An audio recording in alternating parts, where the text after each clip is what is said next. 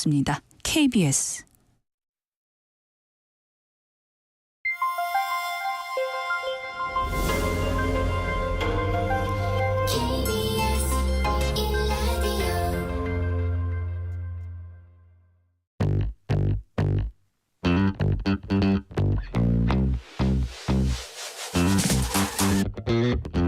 KBS 1라디오 뉴스레터 K.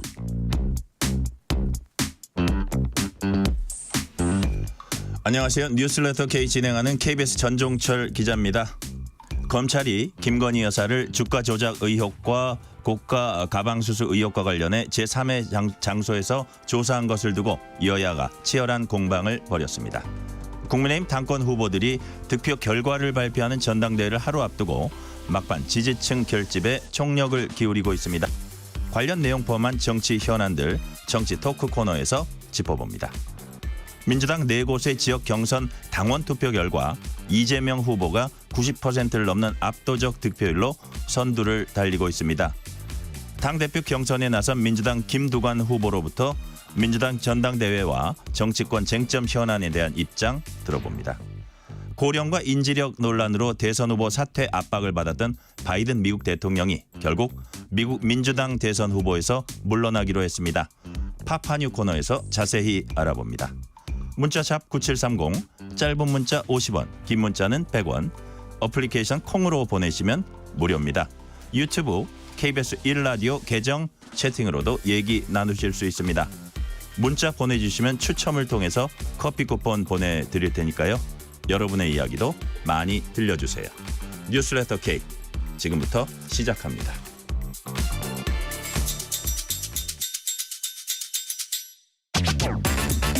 오늘 하루 가장 뜨거운 뉴스들만 골랐습니다. 뉴스레터 K 정치 토크 손수조 정책연구원 리더스 대표, 박성민 전 청와대 청년 비서관, 이동수 청년 정치크루 대표 나오셨습니다. 어서 오세요. 안녕하세요. 자, 조 바이든 미국 대통령이 오는 11월 대선을 107일 앞두고 민주당 대선 후보직을 전격 사퇴하면서 미 대선판이 다시 요동치고 있습니다.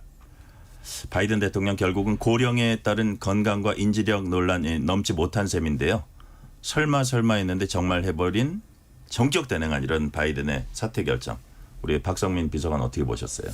그다음에 사실 좀 예견되지 않았나 싶습니다. 왜냐하면 뭐 오바마 전 대통령이나 이런 분들은 끝까지 좀 지지를 하는 모습을 취하셨지만 결국에는 막판에 돌아서기도 하셨고 그 이전부터 이미 언론들이 굉장히 많은 비판을 해왔어요. 이 바이든의 대선 완주 의지가 나옴에도 불구하고 여러 면에서 비판이 있었고 아마 그 정도 수준의 비판이 있었다고 한다면 본인에게도 많은 압박이 있었을 겁니다. 그래서 결국에는 뭐 빨리 하느냐 늦게 하느냐의 문제였지 사실 이 후보직 사퇴는 예견된 상황이었다 이렇게 보입니다. 이동수 대표님 어떻게 보셨어요? 네, 저도 이제 충분히 예견된 사태라고 생각하고요. 근데 덕분에 이제 미국 대선 구도가 더 선명해지고 또 흥미로워졌다라고 생각을 합니다. 그 해리스 부통령 같은 경우는 보면은 아버지는 자메이카 출신 그리고 어머니는 인도계여가지고 이제 유색인종을 상징하는 근데 이제 두 분이 또 엘리트였다 보니까 그 카멀라 해리스 본인도 이제 엘리트로서 이제 성장을 해왔었잖아요. 유색인종 엘리트대 그리고 이제 전 사실 트럼프보다 그 부통령으로 지목된 벤스를 더 이제 좀 주목을 했는데요. 벤스 같은 경우에 그 힐빌리의 노래라는 또 작품으로도 굉장히 유명했잖아요. 이 낙후된 지역 그리고 이제 소외되었던 어떤 백인 저소득층 계층을 좀 대변하는 인물로서 부상을 하고 있었는데 저는 이 미국인들의 아메리칸 드림이 그럼 어느 쪽을 향할 것인가 이걸 좀 흥미롭게 지켜볼 만한 포인트가 되지 않을까 싶습니다. 네, 손수조 대표님. 네, 또 미국에서 이렇게 트럼프 대통령한테 저렇게 맥없이 질 수 있냐 이런 그 민주당 내 그 필요성이 있었던 것 같아요. 어떻게 보셨어요? 그러니까요. 좀 재밌게 흘러가고 있는데 트럼프가 자꾸 놀렸어요. 나이 많다고 바이든 보고. 근데 지금 본인이 최고령 됐어요. 78세 최고령 후보자가 됐는데 예. 그러니까 결국은 바이든이 사퇴했다. 딱 이렇게 되니까 모든 시선이 그 이제 민주당을 향한 이제 민주당에게 소외됐던 그 시선이 이제 왔어요. 민주당 쪽으로. 근데 그 다음 관전 포인트가 그래서 그 다음 누가 되느냐잖아요. 근데 지금 재밌는 것이 민주당에 또 이제 해리스를 포함한 다른 잠룡들이 다 50대란 말이에요. 이 50대 다른 잠룡들의 이 열풍을 어떻게 과연 이제 이끌어내느냐. 뭐 다음 달 19일 정도부터 시카고에서 전당대회 있을 텐데 그 전까지 뭐 시간은 짧지만 뭐 미니 경선을 하든 어떻게 하든 이 시선을 이게 뺏기지 말아야 됩니다. 민주당은. 그래서 이런 좀 열풍을 흥행을 얼마나 더 몰아갈 수 있느냐가 앞으로 지켜볼 관전 포인트가 아닐까 싶습니다. 네. 자, 국내로 와 봅니다. 검찰은 윤석열 대통령 부인 김건희 여사를 지난 20일 낮에 비공개로 소환해서 자정을 넘겨서까지 12시간 동안 조사했다 이렇게 밝혔습니다. 현직 대통령 부인에 대한 첫 검찰 조사라는 이제 얘기도 나오는데 이제 논란이 된 게 대면 조사 장소가 검찰청사가 아닌 정부 보안청사다. 이게 경호처가 관리하는 건물이었던 것 같은데 검찰은 경호 안전상 이유를 들었습니다. 이원석 총장 오늘 출근길 인터뷰에서 법 앞에 성역이 없다는 수사 원칙이 지켜지지 않은 것, 국민과의 약속 지키지 못한 것 사과했습니다. 자, 손수조 대표님. 제3의 장소에서 조사받은 것 어떻게 평가하십니까? 두 가지 같이 평가해 주세요. 네. 그 대통령 부인이 처음으로 검찰 조사 받은 거, 대면 조사 플러스 장소, 제3의 장소에서 조사받은 거 두 가지를 나눠서 이렇게 말씀해 주시면 어떨까요? 자, 대면 조사 받은 것. 그러니까 지금 경호상의 문제다 지금 이렇게 나왔잖아요. 저는 지금의 상황에서 최선의 선택을 한 것이다. 이렇게 봐요. 이 경호상의 문제라는 것이 맞아요. 지금 영부인이기 때문에 사실 이제 검찰로 출두를 할 경우에 뭐 주변을 다 막아야 된다. 출입을 다 통제해야 된다는 것. 그리고 뭐 여러 가지 또 막 시간이 많이 더 걸린다는 것. 여러 가지 현실적인 문제가 있습니다. 예, 그렇기 때문에 이런 것을 고려하여서 최선의 선택을 한 것이다라고 보여지고요. 예. 그다음에 이제 또 한 가지가 뭐였죠? 대면 조사한 것과 네네. 그다음에 장소가 검찰 청사가 마찬가지죠. 아닌 네. 그 경호처가 관리하는 제3의 건물에서 그러니까 검사는- 어쨌든 경호 문제로 지금 그렇게 예. 된 것이기 때문에 최선의 선택을 한 것이라고 보고 지금 어쨌든 검찰총장이 이 여사의 문제에 대해서는 이 수사지휘권이 배제된 상황이기 때문에 어쨌든 보고도 못 받고 실물총장인 구조적인 문제가 있습니다. 그러니까 이런 상황에서 수사를 하기는 해야 되겠고 계속 지지부진하게 끌 수는 또 없는 노릇이잖아요. 그렇기 때문에 그러다 보니까 최선의 지금 상황에서 할 수 있는 수사는 한 것이다. 저는 합리적으로 잘했다 봅니다. 네. 박상민 비서관님. 어떻게 민주당은 이게 공세를 펴고 있어요. 어떤 입장이세요? 그러니까 저희는 이제 특검만이 답이다라는 입장이고요. 결국에는 이번 이런 조사 형식이나 뭐 방식, 그다음에 조사 내용이 뭐 사전에 조율되고 했던 그 정황들을 볼 때 네. 결국에 그 일각에서 우스갯소리로 나오고 있던 이 나라는 검사 위에 여사가 있다. 이 얘기를 증명하셨다고 생각합니다. 법 위에 성역이 있고 그 성역이 바로 김건희 여사다. 그런 부분들을 아주 부각해서 보여줬던 하나의 사건이라고 생각을 하고요. 심지어 지금 검찰총장 패싱 당하셨잖아요. 이분 뭐라 그러셨냐면 법 앞에 성역도 예외도 없다라고 이야기를 했는데 그러고 나니까 이 총장이 패싱 당합니다. 그러니까 성역도 예외도 없다라고 천명했던 사람이 결국 그 성역에 의해서 패싱을 당하는 일이 벌어진 거예요. 그래서 제가 봤을 때 언제부터 검찰이 이렇게 출장용 서비스까지 제공을 하면서 이런 방식으로 수사를 하고 조사를 했냐라는 의문이 있고요. 대한민국은 분명하게 헌법에 명시가 되어 있지 않습니까? 법 앞에 모두가 평등하다라는 거를 우리 모두가 알고 있음에도 불구하고 김건희 여사와 관련된 논란에 대해서 소환 조사를 안 한다라는 비판에 직면하고 나니까 직접 이렇게 장소를 조율하고 시기를 조율해서 지금 탄핵 청문회를 앞두고 이런 방식으로 하는 거는 오히려 특검을 해야 된다라는 그 필요성을 더 부각시킨 하나의 사건이다 이렇게 보입니다. 제가 이동수 대표님께는 이제 검찰총장 패싱 논란도 지금처럼 이제 불거졌는데 네. 이런 각도에서 한번 또 비슷한 질문이지만 이렇게 드려볼게요. 질문을.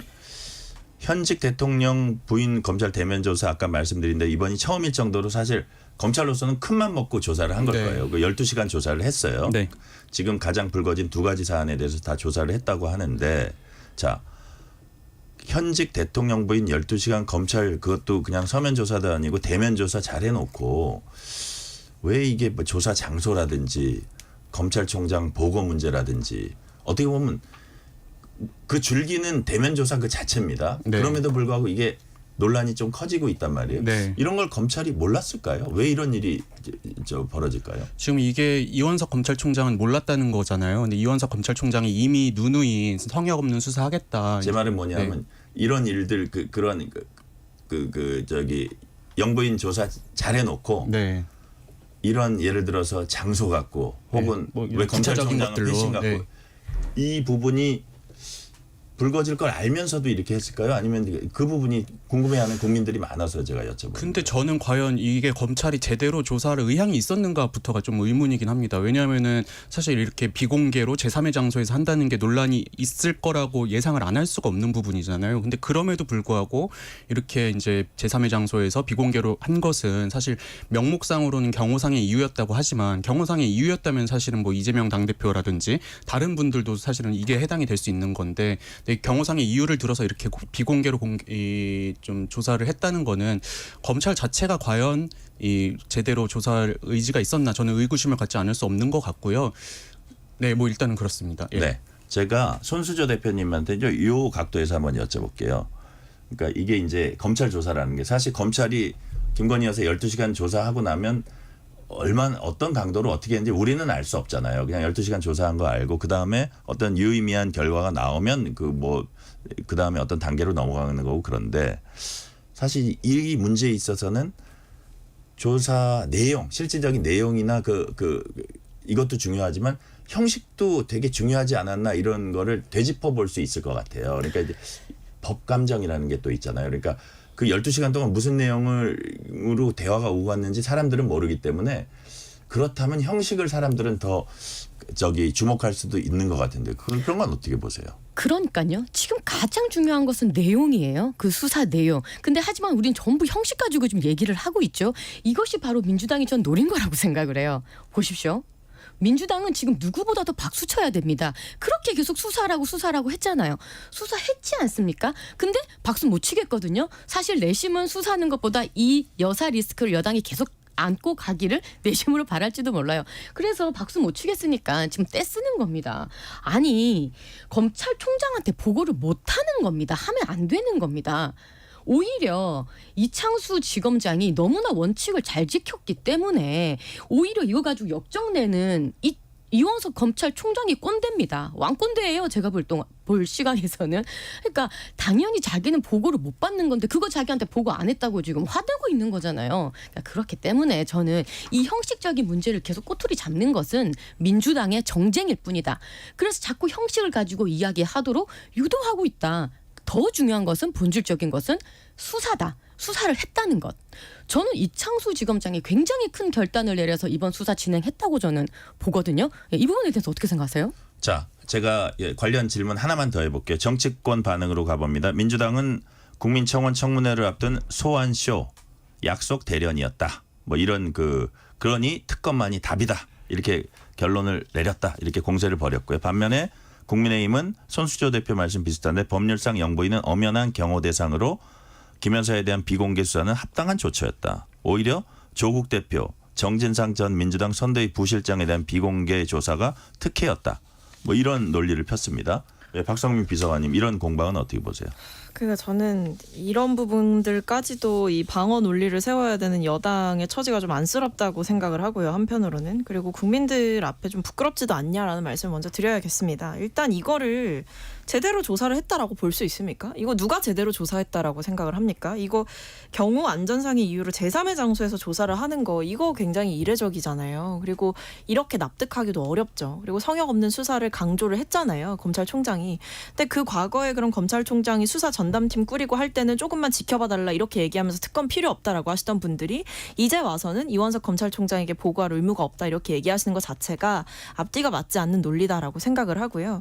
그리고 조금만 생각해봐도 조직의 특성상 사상 초유로 현직 영부인을 소환 조사를 하는데 그걸 성역 없이 조사하라 검찰청에 불러서 소환 조사해라라고 방침을 주고 분명히 가이드라인을 제시했던 검찰총장에게 보고를 하지 않았던 건 의도적인 거죠. 실수나 뭐 어떤 갑자기 우발적인 사태에 의해서 발생한 누락이 아니라 이건 고의로 총장을 패싱한 겁니다. 왜냐하면 총장은 그 제3의 장소에서 소환 조사를 하는 것을 반대했기 때문에 무조건 검찰청에서 조사를 해야 이게 뒤탈이 없다. 이런 입장을 견지했기 때문에 그걸 꺾을 논리도 없고 그걸 꺾을 명분도 없기 때문에 검찰총장은 패싱한 거죠. 이게 내용도 내용이지만 절차와 형식도 그에 못지않게 중요합니다. 그리고 내용 관련해서 한마디만 더 드리면 그래서 검찰이 지금 입수한 증거물이 있습니까?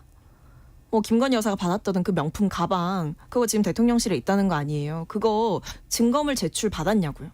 저는 그 부분이 궁금한 겁니다. 사실 이런 사태에 있어서는 증거물 제출을 미리 받고 거기에 맞춰 조사를 해야 되는 게 합당한 건데 그것마저 아마 지금 검찰은 못했을 겁니다. 그래놓고 이제 와서 영부인 수사 잘했다 이렇게 얘기할 수는 없는 거죠. 자, 이동수 대표님. 네, 저는 이번 이 검찰총장 패싱이 이제 준비된 약속 대련이었다고 생각을 합니다. 그게 이제 그 지난 5월달에 법무부에서 검찰 인사를 단행을 하면서 이 김건희 여사 관련된 수사팀을 대거 교체를 하고 또 검찰총장의 참모진도 교체를 했었잖아요. 그때 온 게 이제 이 중앙지검장으로 온 게 이창수 지검장인데 이분이 지금 이원석 검찰총장을 건너뛰고 이제 수사를 했다고 하고 이제 수사를 했다고 지금 발표한 상황인데 저는 이게 그냥 준비된 상황이 아니었나 이렇게 생각을 합니다. 우리 손수저 대표님 반박 짧게 한 가지만 듣고 정확하게 지나가죠. 짚고 갈게요. 지금 도이치모터스 사건이랑 파우치 사건은 지금 좀 달리 보셔야 돼요. 이 도이치모터스 사건은 정확하게 검찰총장의 수사 지휘권이 배제되어 있는 사건이고 여전히 뭐 정권이 바뀌었음에도 불구하고 수사 지휘권 배제가 회복되지 않은 상태입니다. 그렇기 때문에 검찰총장을 패싱한 것이 아니라 검찰총장에게 보고해서는 안 되는 보고를 하면은 그 검찰법을 위반하게 되는 사안이라는 것입니다. 그래서 굳이 원칙을 따진다면 보고를 하지 않는 것이 맞고요. 그 외에 그 파우치 사건에 있어서는 이거에 대해서는 보고를 했습니다. 구두상으로 보고를 했고요. 그러니까 이거에 대한 내용은 앞으로 이거에 대해서 이제 검찰총장에게 이제 이창수 지검장이 더 보고를 내일 또 한다고 하지 않습니까? 그 내용은 이제 앞으로 지켜봐야 되는 것이고 이 검찰총장을 패싱했다라고 이것을 뭐 성역을 어겼다, 특혜를 받았다라고까지 표현하는 것은 저는 너무 민주당이 오버스럽다 이렇게 생각합니다. 근데 저는 짧게요. 이 검찰총장의 수사지휘권이 없다는 게 검찰총장이 이거 해라 저거 해라 못한다 뿐이지 보고는 했어야 된다고 생각하거든요. 근데 보고도 조사가 거의 다 진행된 이후에 했다는 건 좀 문제가 있다고 생각을 합니다. 보고받지 못하게 한 것이 추미애 전 장관의 지시사항이었습니다. 자, 여기까지 하죠. 민주당 정당 해산 심판 청구를 촉구하는 국회 국민동의청원이 오늘 국회 심사 요건인 5만 명 이상 동의 받았고요. 지난 18일 공개된 정청래 국회 법제사법위원장 해임 요청 국회 국민동의청원도 국회 심사 요건인 5만 명 넘어섰습니다. 자, 어떻게 보면 여권을 향한 강공의 부메랑이 이제 법사위원장에게 돌아왔다고도 볼 수 있는데, 자, 이 상황 우리 박성민 비서관께서는 이걸 다룰까요? 법사위에서? 뭐 글쎄요, 지켜보시죠. 일단은 뭐 이제 청원이 제기가 됐고 네. 뭐 법과 절차에 따라서 진행을 하지 않겠습니까? 뭐 이번에 윤석열 대통령 탄핵안 그 조기 발의 촉구도 결국에 그 국회법에 따라서 진행이 되고 있는 거거든요. 90일 안에 청원을 처리해서 국회의장에게 보고해야 한다라는 국회법에 따라서 진행되고 있는 상황이기 때문에 이 부분에 대해서도 법사위에서 어떻게 할지 앞으로 지켜보시면 될 것 같습니다. 우리 손수저 대표는 이 상황 어떻게 보고 계세요? 저는 지금의 22대 국회의 원 구성이나 위원장 선출이나 뭐 법사위 운영이나 이 모든 것이 의회주의에서 입각해서 보았을 때 정말 굉장히 반헌법적이고 비합리적이고 비윤리적이다 이렇게 판단하기 때문에요. 이러한 결과물로서 나온 무슨 청문회 이런저런 청문회 저는 말이 안 된다고 생각을 하고 지금 민주당 위원정당 심판 청문회 한다고 5만 명 넘었다 그러는데 그 국민의힘 해산하라고 또 안 올라오겠습니까? 또 올라와요.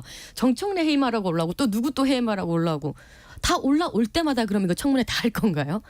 저는 이런 식의 국회의 법사위 운영 굉장히 개탄스럽게 지켜봅니다. 네, 이동수 대표는 어떻게 평가하세요? 저는 이게 이제 대의민주주의가 왜 필요하고 왜 중요한가를 보여주는 사건인 것 같습니다. 뭐 일반 국민분들은 그냥 화풀이로 그냥 이런 청원할 수도 있고 대거 이제 뭐 동의를 누릴 수는 있는데 이제 좀 이런 뭐 누구를 탄핵하자 아니면 어떤 정당을 해산하자 이런 것들은 이제 국회의원 선에서 걸렀어야 된다고 저는 생각을 하거든요. 비슷한 사례로 2019년에 당시 이제 청와대 국민청원에 그 이제 어떤 분이 자유한국당 해산하자 이 청원을 했었는데 180만 명이 동의를 했습니다. 근데 또 거기에 맞불 성격으로 더불어민주당도 해산하자 이거에 이제 30만 명이 이제 또 동의를 했었는데요. 저는 이런 것들이 올라올 때마다 그럼 국회의원들이 대응을 해야 될 것인가? 저는 이런 문제에 있어서는 그래도 좀 어느 정도 대의민주주의가 작동해야 되는 게 아닌가? 국회의원 선에서 걸러져야 되는 게 아닌가 이렇게 생각을 합니다. 자, 이번엔 국민의힘으로 가봅니다. 국민의힘 차기 지도부 선출하는 7.23 전당대 투표율이 투표 사흘 차인 어제 기준으로 45.98% 기록했습니다. 지난해 전당대 3일차 투표율보다 7.15%포인트 낮은 수치입니다. 자, 손수조 대표님 왜 이렇게 낮을까요?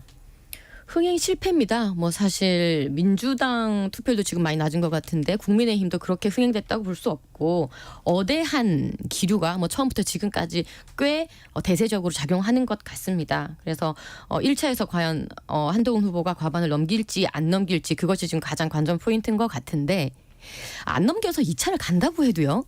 지금 2위, 3위를 기록하고 있는 원희룡, 나경원의 표가 아주 고스란히 합해질 것 같지는 않아요. 네. 그래서 1차에서 과연 한동훈 후보가 과반을 넘을지 안 넘을지 그것이 가장 좀 기대가 되는 포인트입니다. 그 과도한 깎아내리기 경쟁 이런 게 어떤 이런 저조한 투표율로 이어질까요, 이동수 대표님? 저는 이게 흥행 실패라고 보진 않는 게요. 이게 이제 지난해 이제 국민의힘 전당대회 비교했을 때 이만큼 빠진 거잖아요.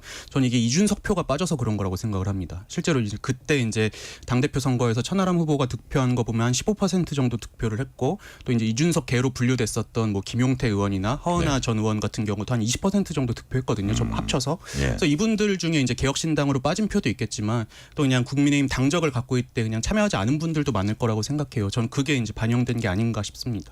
저는 이제 오히려 용산의 그 입김이 많이 힘을 잃었기 때문이 아닌가라는 생각이 있습니다. 결국에 조직표를 움직이는 거는 이제 위에서 내려오는 시그널일 텐데 그 시그널이 있다라고 하더라도 뭐 예를 들면 원희룡 후보가 뭐 이른바 용산의 시그널을 받고 출마한 게 아니냐라는 뭐 얘기는 왕왕 있잖아요. 근데 그러면서도 또 한편으로는 그 원희룡 후보를 지지하기에는 또 나경원 후보에게 마음이 가는 분들이 있을 것이고 그리고 대통령을 지지하고 대통령과 어떤 뭐 이제 혼연일체를 당정이 이루어야 된다 이렇게 생각하는 분들 중에서도 그래도 한동훈 후보만한 사람이 없다 이렇게 생각하는 분들도 있을 거란 말이에요.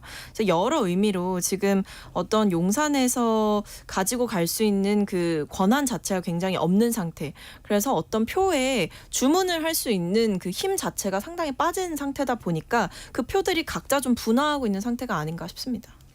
공소 취소 이게 막판 1차로에서 끝나냐 2차로 가냐 여기에 좀 관건이 돼 보입니까? 짧게 대답해 주시면 우리 선수 대표. 네, 어느 정도 영향은 있을 것이라고 보는데요. 그것이 과반을 넘냐 안 넘냐에 크게 작용하지는 않을 것 같습니다. 네, 우리 이동수 대표님은요. 예, 저도 이제 워낙 기존 격차가 압도적으로 벌어져 있어가지고 큰 영향은 못 끼치지 않을까 싶습니다. 아, 큰 영향 아니다. 근데 오히려 이제 저는 당 대표 이후가 문제일 것 같다는 생각입니다. 이후가요? 네. 자, 이후 얘기하셨는데 이후 저 국민의힘 모습 어떨 것 같아요? 누가 뽑히든. 누가 뽑히든이라기보다 저는 한동훈 후보가 뽑힐 걸로 보이는데 그렇게 예상하시고요. 네, 그렇게 예상하고 있는데요. 그렇게 뽑히게 되면 아마 한동훈 후보를 향한 여러 정치적인 방해 공작이 있을 거고 선거가 끝난 뒤에도 각 캠프를 지지했던 사람들 간의 화학적 결합 자체는 사실상 어려울 것이다. 그래서 아마 당이 크게 분열할 것이다. 이렇게 보입니다. 당이 분열할 가능성이 높다. 자, 직후 상황. 경선 직후 상황 우리 손수조 대표님 말씀 듣고 민주당으로 가볼게요. 네, 아무래도 한동훈 후보 같은 경우는 지금 원내가 또 아니기 때문에요. 그 원내 의원들을 또 화합을 다 이루어내야 되는 숙제가 있는데 네. 제가 봤을 때는 뭐 분당 사태까지는 아니겠지만 우리가 지금 넘어야 될 큰 산이 있는 것은 분명해 보입니다. 네. 자, 민주당 당대표 지역 순회 경선에선 이재명 후보가 압도적 선두를 달리고 있습니다. 권리당원 투표 결과 누적 투표율 이재명 91.70%, 김두관 7.19%, 김지수 1.11%였습니다. 2년 전 대표 선거에서 7.77%도 되게 높은 수치였는데 이걸 뭐 훌쩍 앞서고 있네요. 제가 사실 개인적인 민주당 중진을 한 일주일 전에 취재를 해봤더니 한 자릿수를 넘길 수 있을지가 관건이라는 얘기를 해서 나머지 후보들이요. 그 아주 그 나머지 후보죠. 주로 이제 김두관 후보라고 보여지는데 그래서 실제로 이제 그런 상황이 벌어지고 있는데 우리 박성민 비서관이 이런 득표 상황 어떻게 평가하세요? 뭐 제가 개인적으로 예상했던 수치보다는 좀 많이 높게 나오고 있기는 한데요. 근데 사실 이게 뭐 수치 자체는 높지만 현상적으로 봤을 때는 뭐 그리 이상한 흐름은 아니다라고 보여요. 왜냐하면 지금 국면 자체가 여야가 굉장히 강하게 부딪히고 있는 국면이고 뭐 야당 같은 경우에는 지금 뭐 거의 어대명이다 이런 얘기가 또 나오고 있지 않습니까? 근데 그 이유가 이재명 대표에 대한 뭐 호감도도 당내에서 높은 거겠지만 한편으로는 이 지원론이 있는 거예요. 우리도 이제 총선 치러보면 정부 지원론, 정부 견제론 이렇게 얘기를 하잖아요. 그거랑 좀 비슷하게 야당 버전으로 생각을 해보시면 이재명 대표만큼 인지도 있고 어떤 정치적인 구심력이 있는 존재가 지금 당내에 또 있느냐. 그러니까 쉽게 말하면 이재명 전 대표를 대체할 수 있을 만한 인물이 있느냐 없다. 그리고 한 가지 더는 지금 여당과 굉장히 강하게 부딪히고 있는 국면이고 윤석열 대통령에 대한 이 분노도 큰 상황인데 잘 싸워줄 수 있는 검증된 사람이 필요하다 아마 이 생각을 할 겁니다. 그래서 결과적으로 보면 전직 대표를 재신임하는 수순으로 가고 있는 거다 이렇게 보입니다. 자, 이동수 대표님 어떻게 보세요? 네, 저는 이제 2022년에 민주당 전당대회 결과를 보니까 이재명 대표가 그 당시에 77% 그리고 박용진 후보가 22%나 나왔었더라고요. 근데 저도 그래서 이 정도까지는 아니어도 한 15에서 20% 정도를 김두관 후보가 득표할 수 있지 않을까 생각은 했었는데, 근데 아무래도 이 전당대회라는 게 각 지역의 지역위원장들이라든지 지방 의원들이 동원하는 이 조직표도 만만치 않게 작용을 하는데, 2022년과 달리 지금 같은 경우는 그동안 이제 공천 과정이라든지 위원장 교체라든지 이런 것들이 이루어지면서 이재명 대표 체제가 더 공고화됐잖아요. 그게 이제 반영된 결과가 아닌가 이렇게 생각이 됩니다. 이 질문은 제가 손수조 대표께 드릴게요. 99.9%. 한심한 수치죠. 금의 순도? 아니죠. 자, 조국 의원은 이제 99.9% 압도적 지지율로 당대표 복귀했습니다. 이재명 후보 90% 넘는 지지율하고 한번 합쳐가지고 한번 얘기를 볼게요. 이런 거의 100% 가까운 혹은 90% 훌쩍 넘는 이게 뭐 압도적인 장악력, 정부 여당에 대항해서 싸울 수 있는 어떤 그 전투력 뭐 이런 것들이 그 포함이 됐을 텐데, 그럼에도 불구하고 건강한 민주정당으로서 이게 약간 문제가 있지 않을까 하는 걱정도 있어요. 어떻게 보세요? 전혀 건강해 보이지 않는 아주 많이 아파 보이는 정당이죠.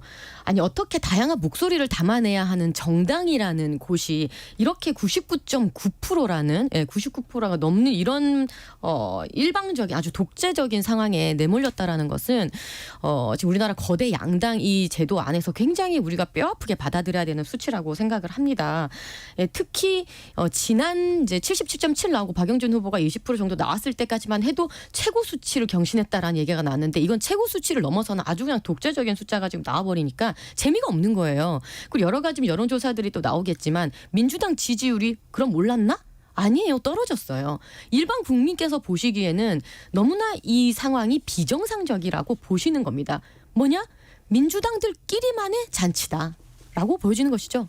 네네. 자, 이동수 대표님은 지금 손수조 대표 얘기에 대해서 어떻게 보세요? 근데 저는 조국혁신당 자체가 일단 조국 대표를 중심으로 뭉친 당이기 때문에 뭐 이 정도는 나올 수 있다고 생각을 하는데, 다만 이제 문제는 그럼 조국 대표가 지금 대법원 판결 앞두고 있잖아요. 그 이후에 만약에 의석을 잃게 될 경우에 그럼 조국혁신당이 중심을 어떻게 잡게 될 것인가, 이게 물론 나올 수는 있는 수치일지언정 조국혁신당이 결코 이제 긍정적이진 않다 이렇게 생각을 합니다. 저는 개인적으로 이 수치에 대해서 뭐 왈가왈부할 건 아니라고 생각해요. 뭐 이게 뭐 대선 어떤 투표율 이런 것도 아닌데 어떻게 보면 당내 잔치에서 투표를 이만큼 했다라는 거, 그리고 조국혁신당이라는 당 자체가 조국 대표에 대한 기대와 그리고 조국 대표의 정치적인 구심력을 가지고 만들어진 당인데, 이거에 대해서 뭐 너무 이상하다, 비정상적이다 이렇게 얘기하는 것도 제가 봤을 때는 좀 섣부른 판단이다 이렇게 보여지고요. 그 안에서 그만큼 신임을 받고 있다라는 거고, 뭐 조국 대표가 그만큼 지금까지 뭐 당을 만드는 과정부터 시작해서 펼쳐왔던 정치적 영향력을 입증하고 있는 과정인 거기 때문에 전 여기에 대해서 다른 정당들에서 그렇게 폄훼할 이유는 없다라고 생각합니다. 네.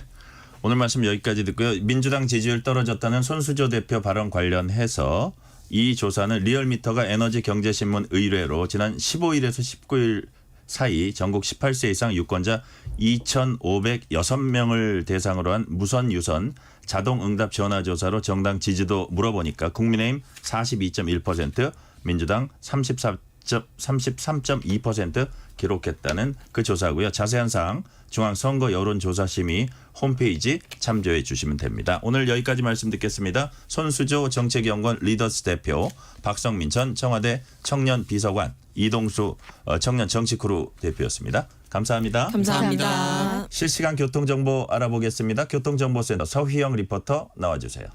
네, 퇴근길에도 수도권과 강원도를 중심으로는 비가 내렸다 그쳤다를 반복하겠습니다. 교통안전에 주의가 필요합니다. 이 시각 서울 시내 올림픽대로 하남 방향 여의 상류 지나 1차로에는 추돌 사고 발생했습니다.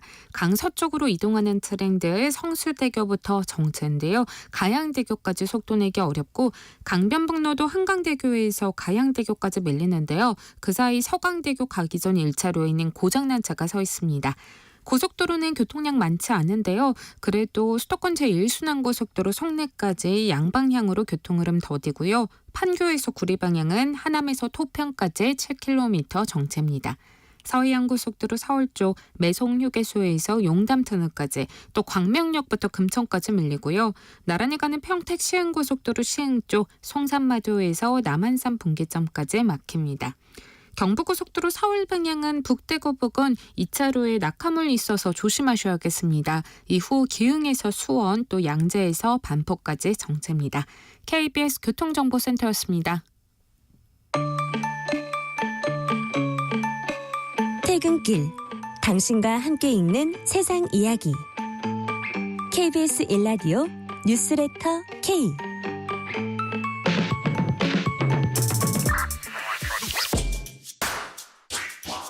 뉴스의 진수를 보여주는 인터뷰 뉴진수.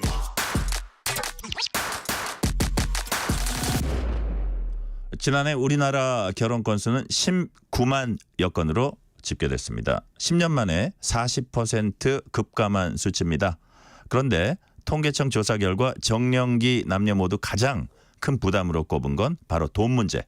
다시 말해서 결혼 자금이었습니다. KBS 탐사보도부 신수빈 기자와 함께 결혼을 기피하는 사회, 우리 결혼 문화의 현주소 되짚어 보겠습니다. 신수빈 기자 어서 오세요. 안녕하세요. 참 의미 있는 취재했어요.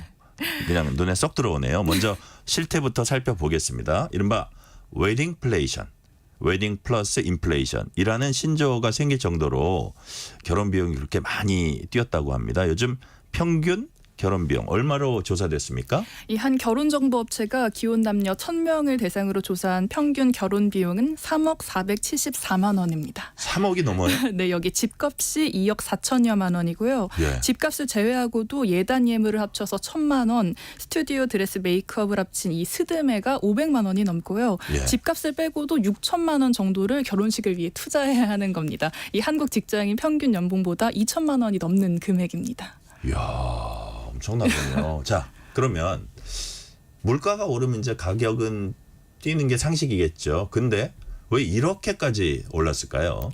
이 예식장을 하나 예를 들어보면요. 네네. 코로나19 여파로 5년 새 200여 곳이 넘는 예식장이 사라졌습니다.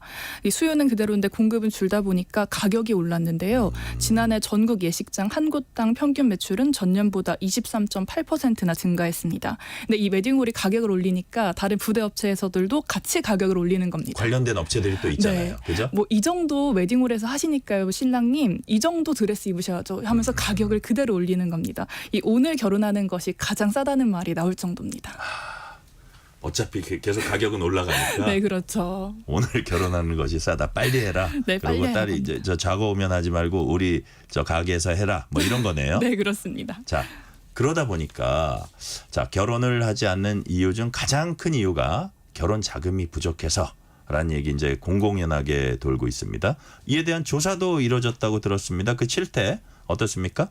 이 KDI 국제정책대학원 인구정책실의 한국인의 가족 및 결혼 가치관 조사에서 이 결혼을 하고 싶냐는 질문에 대해서 남성의 65.7%, 여성의 47.3%가 그렇다고 대답을 했는데요.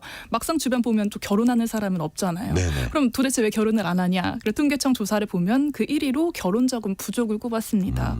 이 집뿐만 아니라 이렇게 부대 비용까지 많이 들어갔는데 결혼을 선택하는 건 쉽지 않은 일이죠. 네. 자, 근데 만약에 이제 결혼을 결심해도요, 그 뒤가 더 이제 문제입니다. 사실 이제 뭐니 해도 머니가 문제네요, 이거.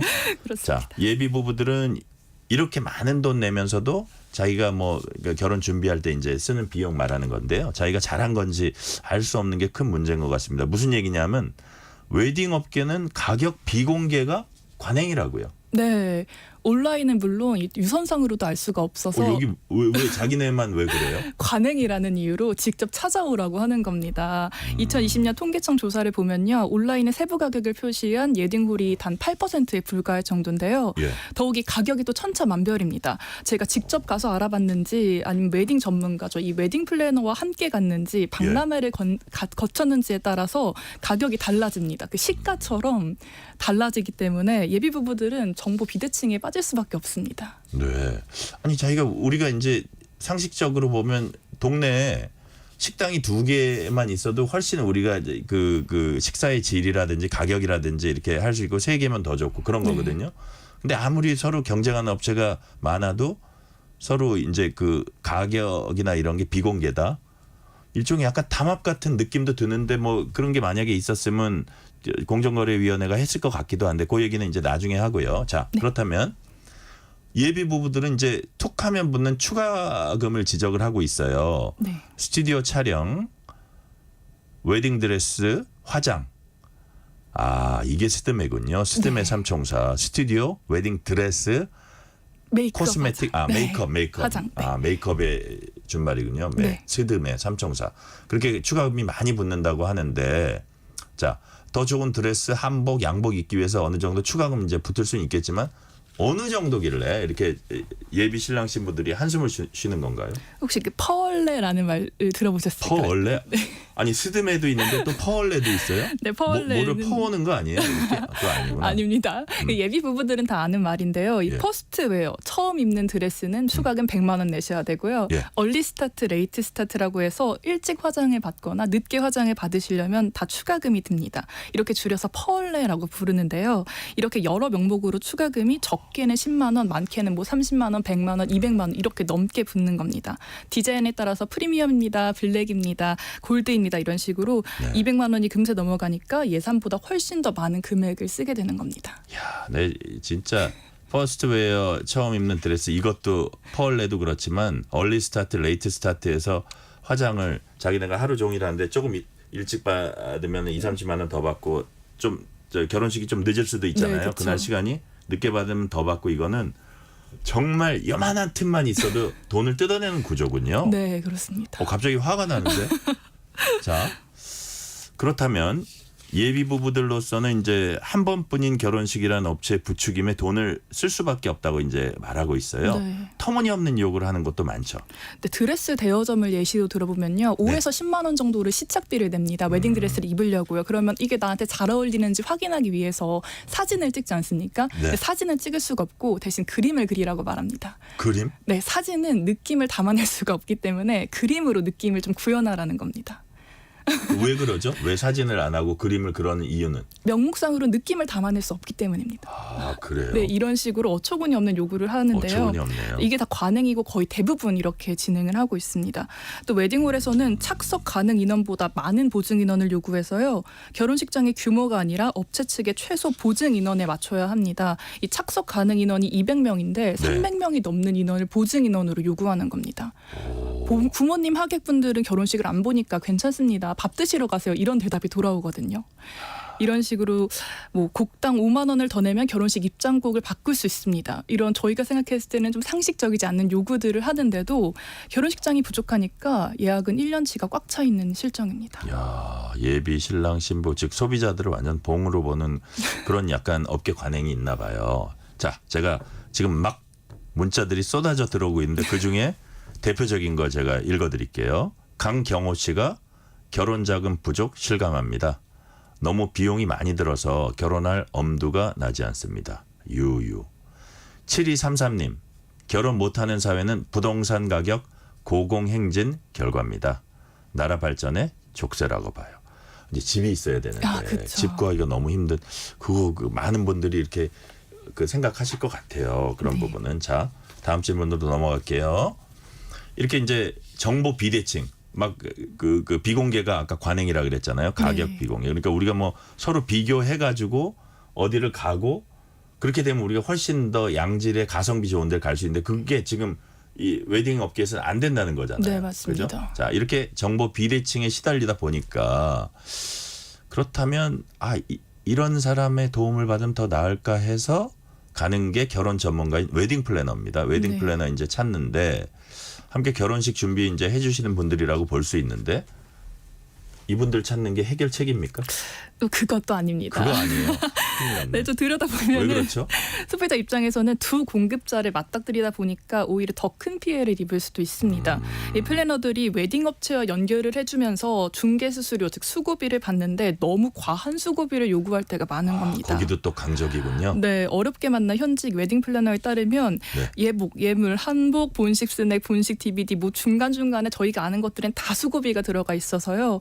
이 한 팀당 스드메 아까 말씀드린 스튜디오 촬영, 드레스, 메이크업 관련해서만 많이 붙이면 100만 원도 넘게 붙이는데 이 회사에서도 많이 붙이면 그걸로 역량이라고 생각하고 바가지를 씌웠다고는 절대 생각하지 않는다고 합니다.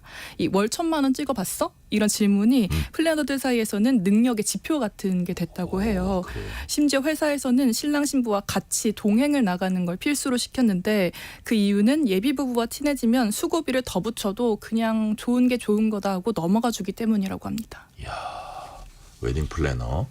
그러니까 조금 좋은 소개를 받아서 가성비 좋게 이렇게 한번 해보려고 그랬는데 그렇죠. 거기다 또 비용을 지급해야 된다. 그런 말씀이시죠? 네, 맞습니다. 자, 전문가를 찾아도 뭐 또 잘 모르니까 이제 잘 모른다는 건 이쪽 이제 처음 결혼을 하는 사람 입장에서 잘 모르니까 어떻게 보면 당할 수밖에 없다는 건데 추가금의 이유도 웨딩 플래너에게서 찾을 수 있다. 뭐 이런 말이 있더라고요. 이건 또 무슨 얘기입니까? 이 웨딩 플래너에 의지하는 신랑 신부들이 많다 보니까 네. 웨딩 업체들은 플래너들을 홍보 수단으로 활용하는 겁니다. 가격을 낮춰서 웨딩 플래너에게 전달을 하는 거죠. 그럼 웨딩 플래너들은 업체의 수고비를 받고 낮은 가격에 손님을 데려옵니다. 네. 그러면은 이 업체에서는 가격을 낮춰놨으니까 수익을 올리기 위해서는 가게에 온 손님들에게 추가금을 계속 요구하게 되는 겁니다. 그 얘기군요. 네, 그런 식으로 해서 신랑 신부들은 추가금을 또 내게 되는 악순환이 반복되는 겁니다. 제가 이제 신 기자 얘기를 들어보니까 제가 이해한 바는 이거예요. 그러니까 좀 이렇게 괜찮은 서비스를 그래도 내가 생각하기에 너무 과하지 않은 가격에 이제 진행을 하고 싶은 게 예비 신랑 신부잖아요. 네. 근데 그러다 보니까 웨딩 플래너에게 어느 정도 저 돈을 지불한다는 걸 알면서도 조금 뭐 이게 가성비 좋고 그래도 퀄리티도 괜찮은데 없습니까? 이렇게 물어봤더니 있습니다. 여기 참 잘해요. 그러면서 보니까 가격이 괜찮은 거예요. 그렇죠, 그렇죠. 그거 믿고 이제 가는 거잖아요. 네, 갔더니 생각지도 않게 하면서 거의 더블이 붙어버리는 거예요. 막 맞습니다. 추가금으로. 네, 저 잘 알죠. 너무 잘하십니다. 그러니까 지금 왜냐하면 우리 신 기자가 너무 설명을 잘해주니까 머리에 그냥 쏙쏙 들어오네요. 자, 추가금이 이렇게 막 불어나는 이유도 바로 웨딩 플래너다. 네. 자, 그렇다면 이렇게 한번 여쭤볼게요. 다만 이제 웨딩 플래너들 같은 경우도 처음부터 이제 이런 방식의 영업 행태가 고착되는 걸 이제 기대한 건 아니었을 것 같다는 생각은 들거든요. 그렇다면 어떤 문제가 있었던 건가요? 네, 물론 이 좋은 마음으로 자기 결혼식처럼 해주시는 분들도 많지만 네네. 이 웨딩 컨설팅 업체의 실적 압박을 지적했습니다. 이 전산만 키면 1등부터 꿀등까지 매일매일 확인할 수 있는 거예요. 예. 계약을 얼마나 했는지 매출이 얼마인지 이렇게 내부 경쟁을 시키다 보니까 신랑 신부에게 계약을 종용하게 된다고 합니다. 그래서 이런 상황이 많이 아쉽다고 전달했습니다. 네네.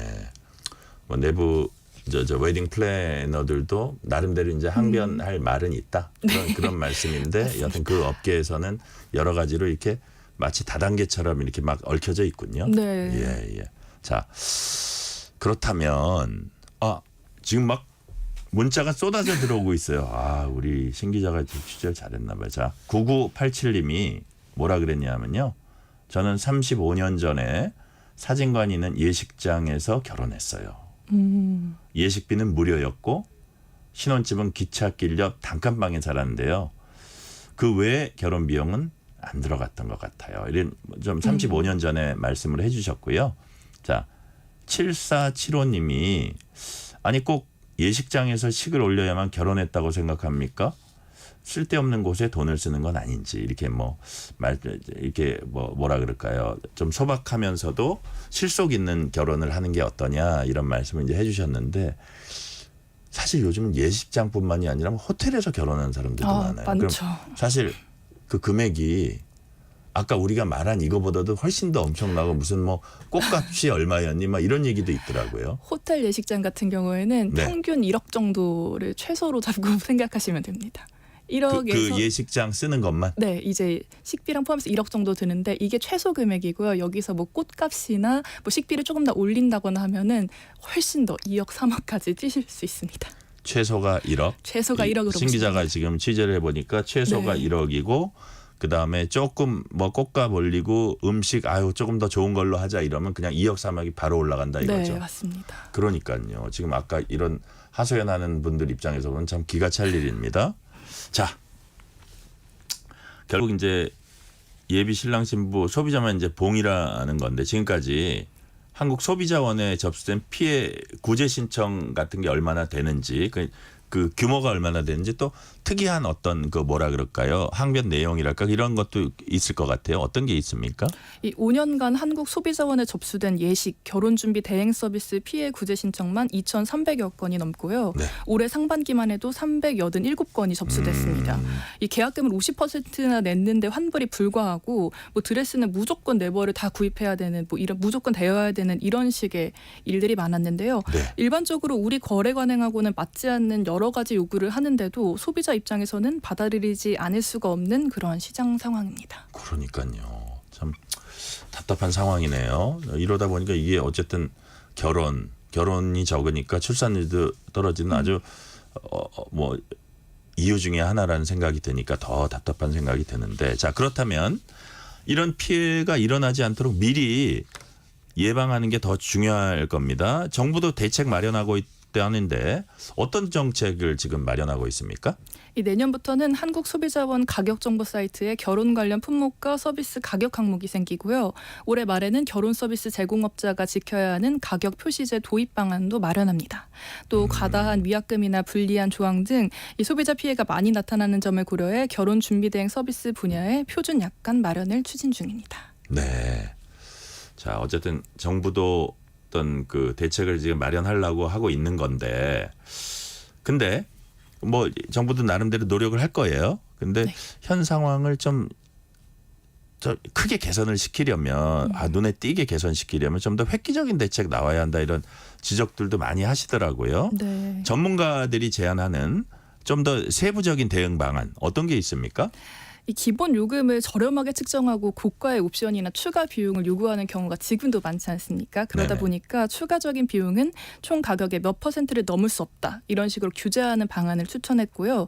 또 공공예식장을 확대하고 지방자치단체 평가나 공공기관 경영실적 평가에도 반영해서 실질적인 대안을 찾자고 제안했습니다. 또 안전한 온라인 웨딩 박람회를 열어서 소비자가 가격 비교를 할 수 있도록 도와주는 방법도 있고요.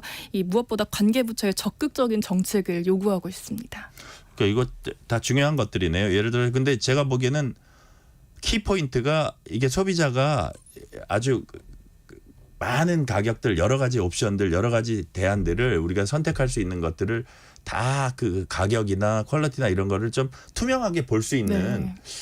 그런 게 어떻게 유도되면 제일 좋겠다. 그리고 이제 공공 예식장이나 이런 것들 확대하는 거 이것도 되게 중요하고 지금 지방자치단체에서 무슨 뭐 복지관이나 이런 거 운영하는데 네. 그 지역의 젊은 남녀들이 이제 결혼할 수 있는 공간에 좀 더 신경 쓰는 거 그런 것도 좋은 거라는 이제 생각이 듭니다. 다음 질문 넘어가기 전에 제가 그 우리 문자 또 소개해 드릴게요. 김성회 님이 집도 없는데 결혼식에 1억 집값에 보태고 스몰 웨딩 준비하고 있습니다. 이런 말씀 해주셨고요. 자 유만식 님은 70살 70살 남성입니다. 저는 합동 결혼식으로 했습니다. 그것도 경쟁자가 있었는데 당첨됐어요. 이렇게 이제 이런 말씀 주셨고요. 옛날에 있었던 그런 말씀들도 속속 주시고 계십니다. 자, 우리가 지금까지 이제 쭉 실태를 들어봤어요. 우리 신수빈 기자한테 실태를 쭉 들어봤는데 그 예비 신랑 신부가 업체들에게 어떻게 보면 당하는 얘기만 들은 셈인데 그러다 보니까 막 답답하신 분들도 있을 겁니다. 왜 이렇게 당할까요? 왜 소비자는 왕인데 소비자가 왕 같지가 않아요. 이 업계에서는 왜 그런 걸까요? 지금 예. 이게 참 일생에 한 번뿐이라는 말이 좀 마법 같은 말인 것 같아요. 일생에 한 번뿐. 일생에 한 번뿐입니다. 이 말이. 고민할 때는 바로 그 말이 날라오나요? 바로 그 말이 날라오면 넘어갈 수밖에 없게 되는 마법 같은 말인데요. 이 특별한 날이니까 잡음을 내고 싶지 않다. 좋은 게 좋은 거다라는 심리가 많이 작용하는 것 같습니다. 심지어 저희 주변 기자들만 봐도 예. 기자인데도 불구하고 넘어가자 좋다 이렇게 말하는 또 선후배들이 많더라고요. 넘어가자. 왜 이런 부조리를 이렇게 부조리를 왜냐하면 좋은 날이니까 우리 한 번 하고 마는 거니까라고 생각하시는 분들도 있더라고요. 본인이 직접 그 일에 맞닥뜨리면 네.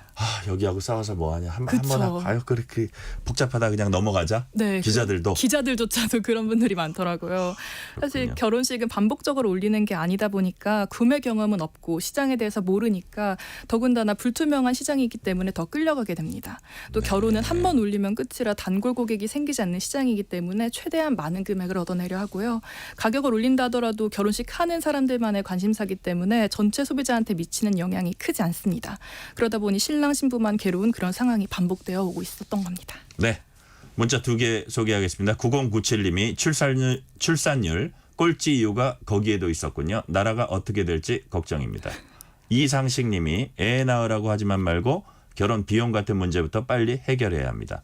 이하나 둘둘님이 지자체가 나서서 매달 하루 날 잡아서 합동 결혼식 하면 어떨까요? 이런 문자들을 계속 보내주시고 계십니다. 자, 마지막 질문입니다. 시간이 이제 한 30초밖에 안 남았는데 신 기자가 이번 취재 통해서 청취자들과 공유하고 싶은 생각, 하고 싶은 말 딱 한마디로 한다면 무슨 말일까요? 이게 사실 많은 분들이 또 청취자분들께서 예비 부부들이 줄일 수 있는 거 아니야? 허세 네. 부리는 거 아니야라고 분명히 생각하실 수 있을 텐데 주변에서 이 정도는 다예요라는 말에 청년들이 다 넘어가고 있습니다. 너무 또 안 좋게만 생각하지 마시고 청년들의 고민도 같이 공감해주고 고민할 수 있는 시간이 되었으면 좋겠습니다. 네. 아주 잘 들었습니다. 신수빈 기자가 심층 취재 보도한 시사기획 창 우리의 험난한 평균 결혼식 이 프로그램은 KBS 홈페이지나 유튜브 채널 통해서 다시 시청하실 수 있습니다. 지금까지 신수빈 KBS 탐사보도부 기자였습니다. 신 기자 고생했어요. 고맙습니다. 네, 뉴스레터 K 1부 순서 여기서 마치고 2부가 이어집니다.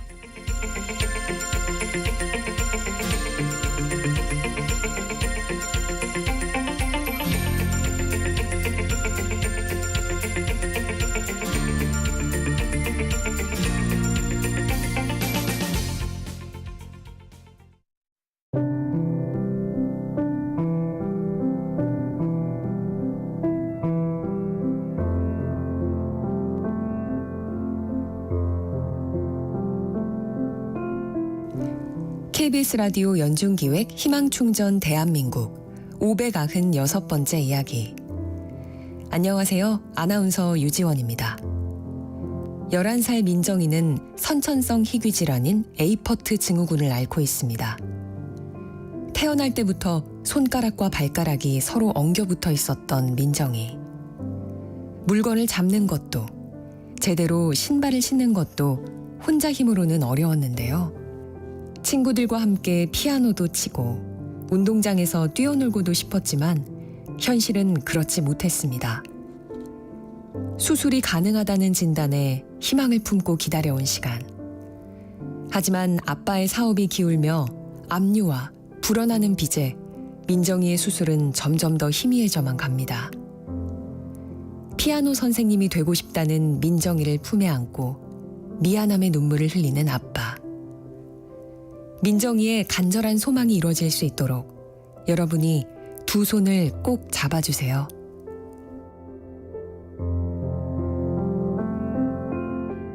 여러분의 따뜻한 손길이 희망의 빛이 됩니다. ARS 060-700-1580 060-700-1580 한 통화 3,000원으로 희망을 선물해주세요. KBS 라디오 연중기획 희망충전 대한민국은 초록우산 어린이재단, 인탑스 주식회사, 그리고 청취자 여러분과 함께합니다. ARS 060-700-1580 한 통화 3,000원입니다.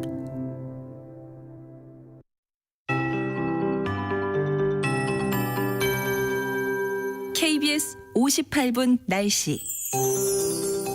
오늘 수도권과 강원도에는 장맛비가 강약을 반복하며 내리고 있습니다. 밤부터 충남 북부에도 비가 시작되겠고요. 내일은 중부지방과 경북 북부 내륙에도 가끔 비가 오는 곳이 있겠습니다. 특히 내일 오전까지 경기 북부에는 시간당 50에서 70mm, 그 밖에 수도권과 강원도에도 시간당 30에서 50mm의 매우 강한 비가 내리는 곳이 있겠습니다. 비의 양도 많겠습니다. 우선 내일 오전까지 경기 북부에는 최대 150mm 이상, 그 밖에 수도권에도 최대 120mm의 비가 더 내리겠고요. 강원 북부 내륙과 산지에는 120mm 이상, 충청 지역에 많게는 충남 북부에 60mm 이상의 비가 내리겠습니다. 오늘과 내일 수도권과 강원 내륙과 산지를 중심으로는 돌풍과 벼락을 동반해서 매우 강하고 많은 비가 내리는 곳이 있으니까요. 비 피해 없도록 각별히 유의하시기 바랍니다. 한편 남부지방에는 내일 오전부터 늦은 오후 사이에 강한 소나기가 쏟아지는 곳이 있겠습니다. 현재 경기 남부와 강원 동해안, 충청 이남 지역에 폭염특보가 발효 중입니다. 내일도 매우 무덥겠는데요. 낮 기온 서울 29도, 강릉 31도, 대전 32도, 전남 구례와 대구는 34도까지 오르겠습니다. 현재 서울의 기온은 27.2도, 습도는 89%입니다. KBS 58분 날씨 조하늘입니다.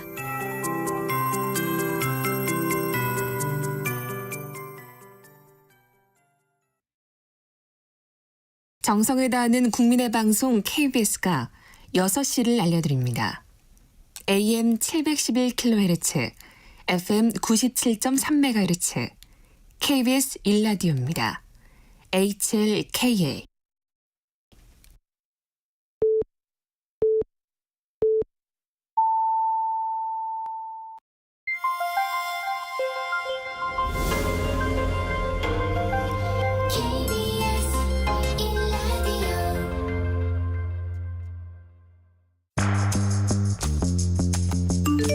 여러분은 지금 퇴근길 시사편지 한 장, KBS 1라디오 뉴스레터 K를 듣고 계십니다.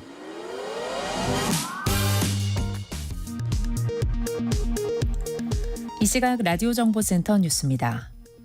이원석 검찰총장이 서울중앙지검 수사팀의 김건희 여사 비공개 조사에 대해 원칙을 어긴 일이라며 사과했습니다. 이 총장은 조사 과정에서 법 앞에 성역이 없다는 원칙이 지켜지지 않았다며 진상을 파악한 뒤 필요한 조치를 취하겠다고 밝혔습니다. 더불어민주당 박찬대 당대표 직무대행은 서울중앙지검이 김건희 여사를 제3의 장소에서 조사한 데 대해 허울뿐인 조사라며 김건희 여사에게 면죄부를 주려는 시도라고 비판했습니다. 국민의힘 추경호 원내대표는 더불어민주당이 이번 주 다시 국회 법사위에서 윤석열 대통령 탄핵 청원 청문회를 열려는 것과 관련해 국민 갈등을 부추기고 국정 혼란을 야기하는 위헌 불법 청문회를 중단하라고 요구했습니다. 바이든 미국 대통령이 민주당 대선 후보에서 물러나겠다고 밝혔습니다.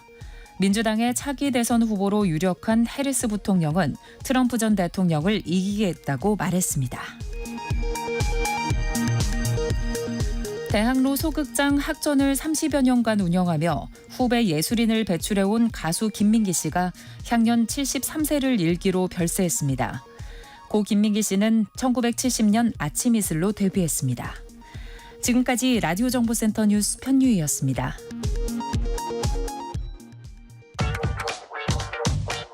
뉴스의 진수를 보여주는 인터뷰. 뉴 진수. 민주당 새 지도부 선출을 위한 지역 순회 경선이 지금 진행되고 있습니다. 번갯불에 콩 구워 먹듯 이렇게 합동 연설회를 하는 것은 과연 누구를 위한 것이냐면서 비판의 목소리를 내고 있는 후보가 있습니다. 지난 9일 민주당의 붕괴를 온몸으로 막겠다면서 민주당 당권 도전을 공식 선언한 김두관 후보 전화 연결해서 출마한 이유와 주요 현안에 대한 입장 자세히 들어봅니다.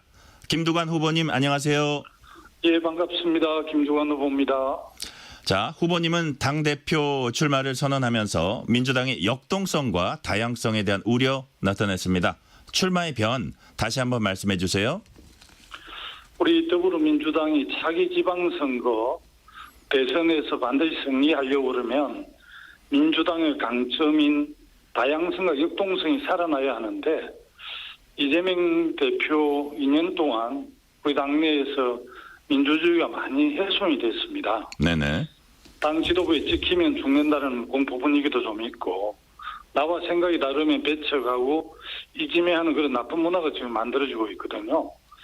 저는 김대중 노무현 대통령 정신을 계승하고 이뤄가는 민주당의 다양성과 역동성을 만들어내서 정권 교체의 미랄이 되기 위해서 출마를 했습니다. 예, 지금 방금 후보님이 말씀하신 대로 김대중 노무현 정신을 계승하는 민주당의 적자라고도 거듭 강조를 해 오셨는데 그렇다면 정체성 이 부분이 이재명 후보와 비교해서 가장 차별화되는 점이다 이렇게 보시는 건가요?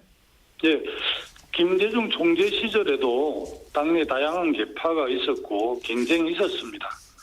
서로 생각이 달라도 대화하고 토론하고 포용하는 그런 정치 문화가 있었는데 그게 이제 다양성과 역동성이죠. 지금 민주당은 획일화되고 이재명 1인 독조 체제로 가고 있거든요. 또한 우리 민주당은 이제 서민과 중산층을 위한 정당인데 우리 당의 이제 기본 정책 노선은 객차 해소입니다. 최근에 이제 논란이 된 종부세 문제도 종부세를 부과하는 분들은 자기 자가 주택 12억 이상 가진 전체 주택 보유자 2.7%만 그 부자들에게 부과되는 종부세인데 이걸 원점 검토한다는 이야기를 해서 저는 이건 우리 민주당 오랜 정체성에 어긋나는 점이라고 비판을 한 바가 있습니다. 네, 종부세는 뒤에서 한 번 더 제가 질문 드리도록 하고요. 실제로 후보님은 본인의 별칭을 두관, 명관 이렇게 소개하셨습니다. 이거 무슨 뜻입니까? 제가 한 29년 전에 재연소 남해 군수를 하면서 네. 두 번째 재선 선거에서 구간이 맹간이란 말이 있지 않습니까? 네네. 그래서 제 이름하고 좀 맞춰서 두간이 맹간이다 이렇게 이런 뜻으로 구관, 만든 명관, 소입니다. 두관, 명관. 네네네. 예. 그런 뜻이었습니까? 예. 예.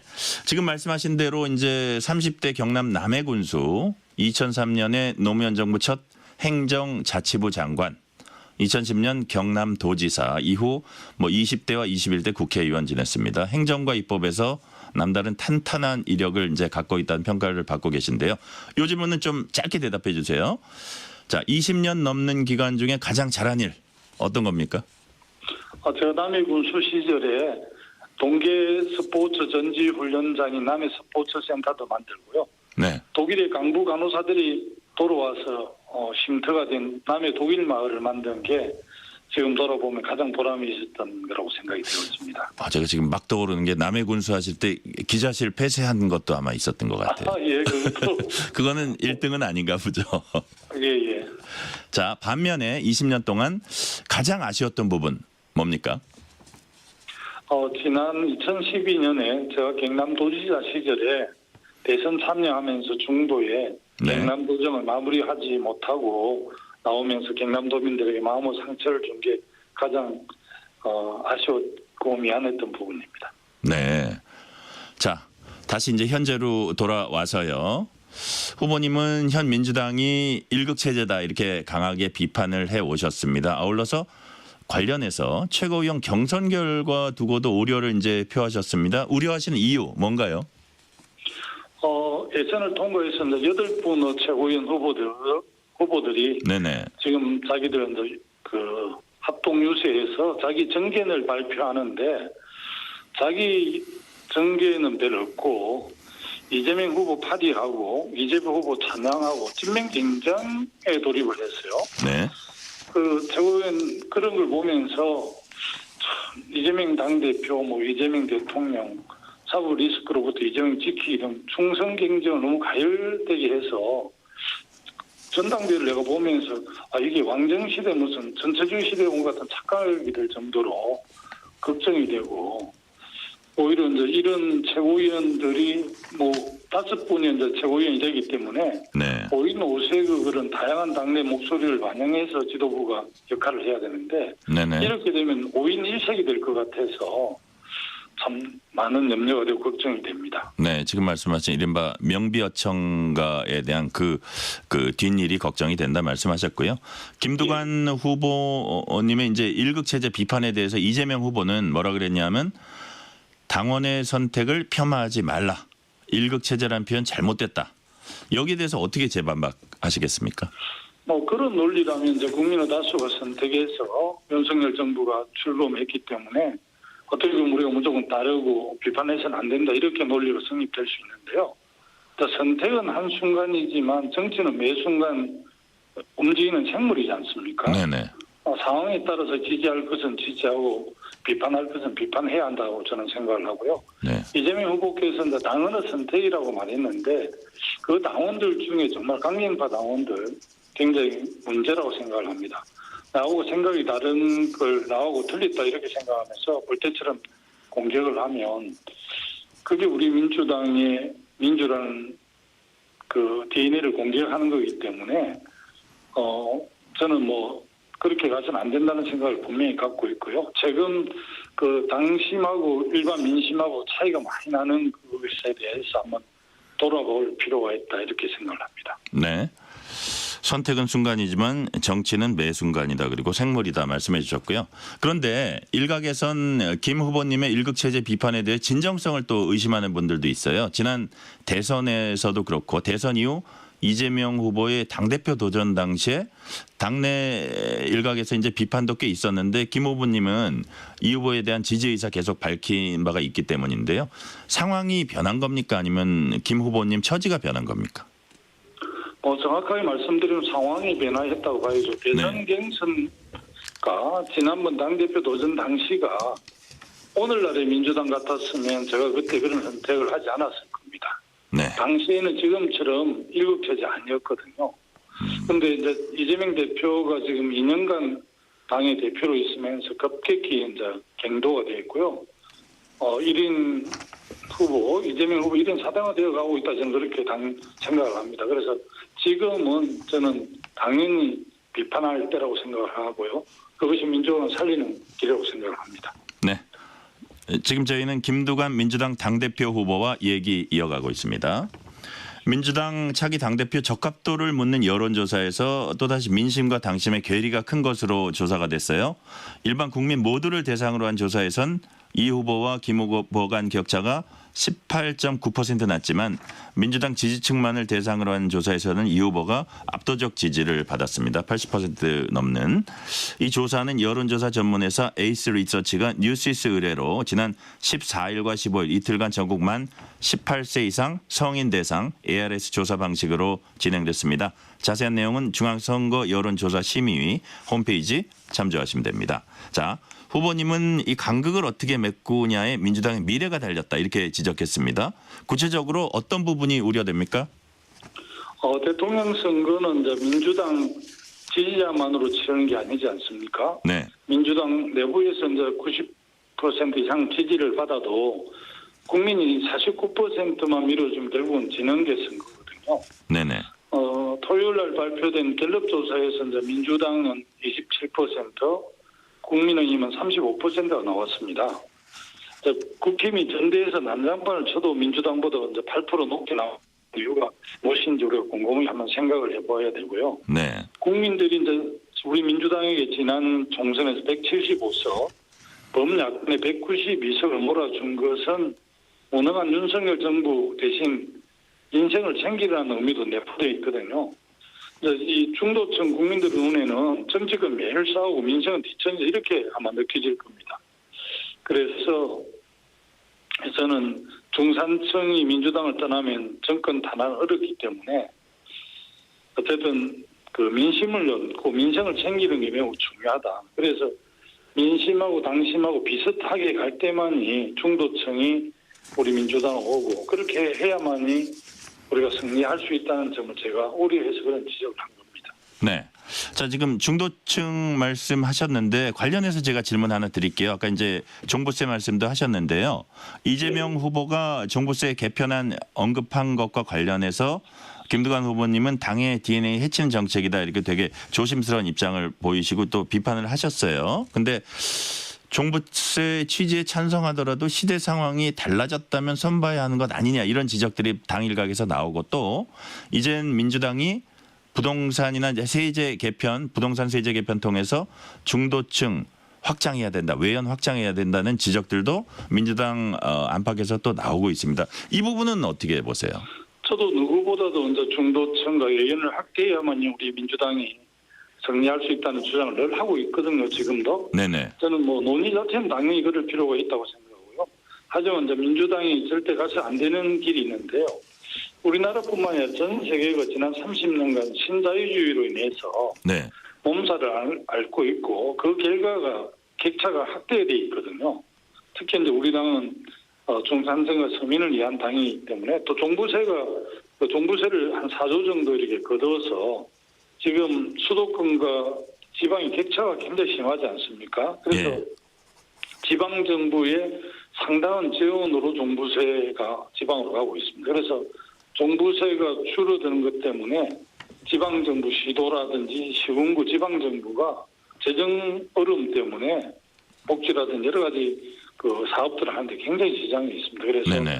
지방정부가 소멸되는 위기에 있는데 종부세 재원을 없애면 훨씬 더 그런 문제도 생기기 때문에 뭐 1가구 1주택의 주택을 가지면서도 소득이 없는 분에 대해서 어떻게 할 것인가에 대한 세세한 것은 좀 더 정교하게 살펴볼 필요가 있지만 네. 이 종부세의 근간을 흔드는 것은 우리 당이 추진하고 있는 정책 노선 격차 해소에 격차를 줄이는 데 전혀 도움이 되지 않는다라고 판단을 하고 있습니다. 네, 외연 확장은 좋지만 당의 정체성도 그만큼 중요하고 또 지방자치단체 재정도 함께 고려하는 그런 종합적으로 봐야 된다 그런 뜻인가요? 네, 그렇습니다. 네. 자, 해병대원 특검법 관련해서 질문 드릴게요. 해병대원 특검법에 있어서 이재명 후보는 야당이 추진하는 현재 법안 그대로 추진해야 한다. 이런 입장을 최근에 밝혔습니다. 반면에 김두관 후보께서는 한동훈 후보가 제안한 누가 당대표가 될지 모르겠지만 여하튼 이제 곧 결판이 납니다. 한동훈 후보가 제안한 제3자 추천안도 고려해야 한다 이렇게 하셨거든요. 그 이유가 뭡니까? 민주당은 그 해병대원 특검법에 대해서는 좀 유연해야 한다고 생각을 합니다. 지금 우리 국민들이 바라는 것은 해병대원 특검법이 통과되어 진실을 밝히는 게 매우 중요한데 네. 지금의 상황이면 앞으로 3년이 지나도 해결될 방법이 저는 없다고 보거든요.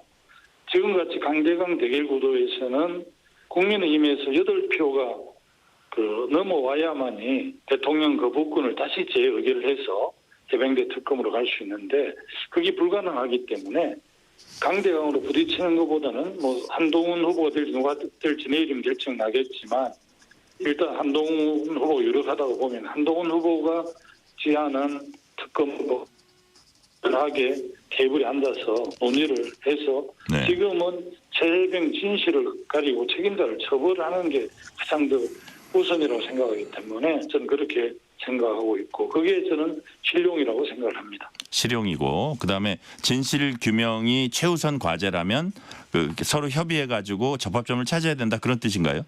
예, 그렇습니다. 네네. 자, 정치권에선 협치라는 말조차 찾기 힘든 상황이 됐습니다. 자, 김두관 후보께서 당대표가 되신다면 협치를 위해서 어떤 일을 하시지? 예를 들어서 뭐 대통령이나 여당에게 어떤 제안을 하고 또 추진을 하실 생각인지 좀 말씀해 주세요. 저는 최근에 윤석열 정부의 좀 무도한 국정에 대해서는 단호하게 비판하고 어떻게 보면 조기 퇴진까지도 앞장서겠다 이렇게 합동연설에 주장한 바가 있는데요. 네. 다른 한편 민생이라든지 또 외교 문제라든지 뭐 교육 문제 이런 쪽은 여야가 정말 허심탄회하게 자리에 앉아서 대한민국 미래를 위해서 같이 고민하고 힘내게 해야 된다는 생각을 합니다. 네. 그런 차원에서 이제 민생을 챙기기 위해서 민생경제 대연정도 제가 제안한 바가 있는데요.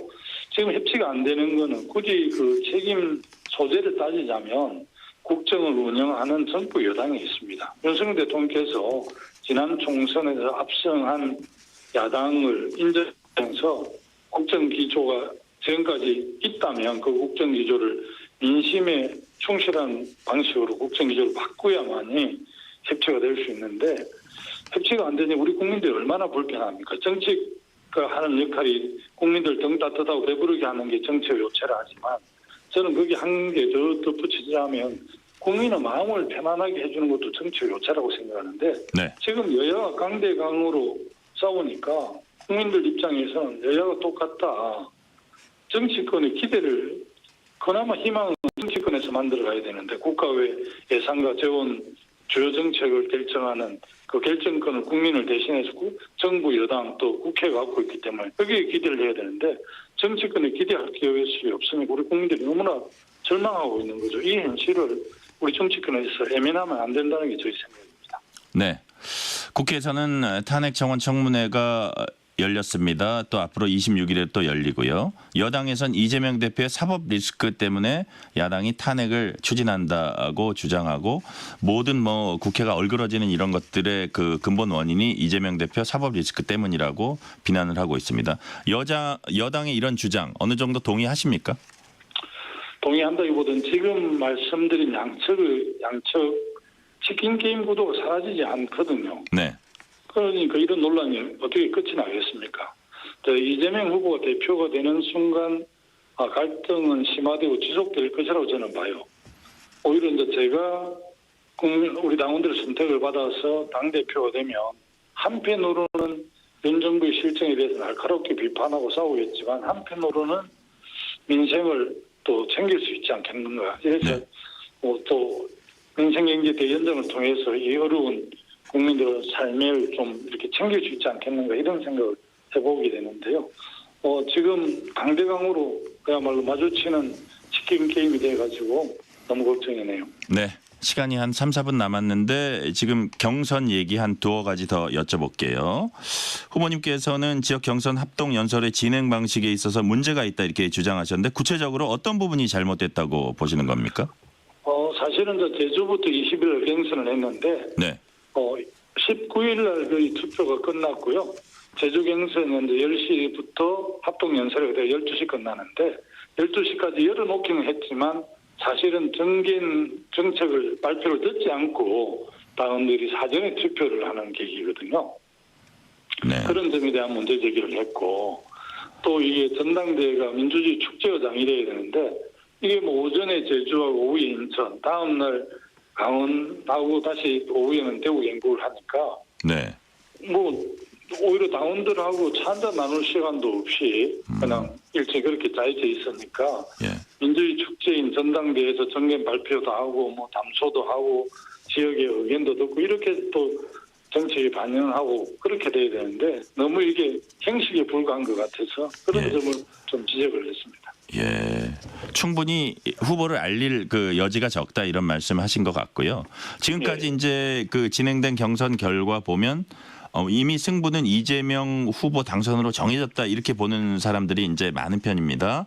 자, 4곳 지역 경선 결과 김두관 후보님 누적 득표율은 8.9%였고요. 자, 15차례 열리는 지역 순회 경선은 다음 달 17일 서울에서 이제 마무리되는데 남은 기간 동안 역전이 가능하다고 보세요? 제가 이번 선거에 뭐 확실히 이길 수 있다 이런 생각 때문에 나온 건 아니고요. 네.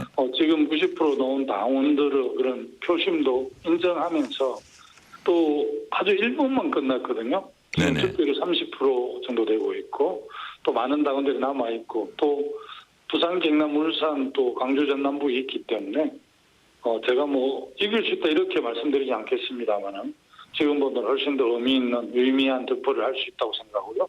네. 저는 뭐 출마할 때 단 1%의 다른 목소리라도 대변을 책무에 있다고 생각을 했기 때문에 지금 뭐 7.19% 정도 나오더라고요. 근데 그 투표율에 연연하지 않고 우리 당이 역동성과 다양성을 살려서 저희 주권정당의 면모를 갖추는 데 최선을 다할 생각입니다. 네네. 꼭 뭐 승패를 떠나서 다양성, 역동성을 갖추는데 헌신하겠다 그런 말씀 같고요. 자, 뭐 이기면 더 좋겠지만요. 여튼 뭐 그런 말씀을 하셨는데 그럼에도 불구하고 지지율 의미 있는 지지율이 더 나오도록 이제 남은 기간 더 노력하실 텐데 그러려면 어떤 변수라 그럴까요? 어떤 점에서 조금 더 그 우리 그 유권자들, 민주당 유권자들이 이렇게 더 주목을 해봐야 될까요? 지금 우리 당내 이제 최고위원들이라든지 합동유세에서 네. 지금은 싸울 때다 이렇게 주장하는 분들이 훨씬 더 당원들한테 소구력이 있는 것 같아요. 네. 그러나 저는 단순한 이런 전당대회로 끝나는 게 중요한 게 아니라 전당대회 이후에 책임 있는 국회에서 제1당으로서 해야 될 역할들이 많이 있기 때문에 네. 전당대회에서 주장하는 거와 전당대회 이후를 준비하는 건 좀 다르다고 봅니다. 저는 전당대회 자체도 굉장히 중요하게 생각하지만 전당대회 이후에 우리 당이 어떻게 진로를 설정할 것인가에 고민도 하면서 저는 이번 전당대회를 임하고 있고요. 네. 민주당이 이재명 후보의 사당으로 만들어지면 정권교체 실패하거든요. 다양성과 역동성을 살려서 민주당은 어떻게 살아날 때 정권 탄압이 가능하기 때문에 저는 그런 차원에서 정권 재창출을 위해서 대상할 생각입니다. 네. 오늘은 여기까지 말씀 듣겠습니다. 김두관 민주당 당대표 후보였습니다. 감사합니다. 예, 고맙습니다. 실시간 교통 상황 알아보겠습니다. 교통정보센터 서휘영 리포터 나와주세요. 네, 월요일 퇴근길인데다가 중부지방은 비 예보가 있어서 그런지 퇴근 차량들이 많은 편은 아닙니다. 서울 시내 한강변을 따라서는 강 서쪽으로 이동하기 불편한데요. 강변북로 일산 방향 동작대교에서 가양대교까지 정체고 올림픽대로 하남 쪽은 한남대교에서 가양대교까지 밀리는데 50분 이상 걸립니다.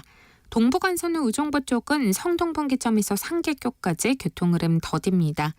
고속도로는 수도권 제1순환고속도로 송내까지 양방향에서 6km씩 정체고요.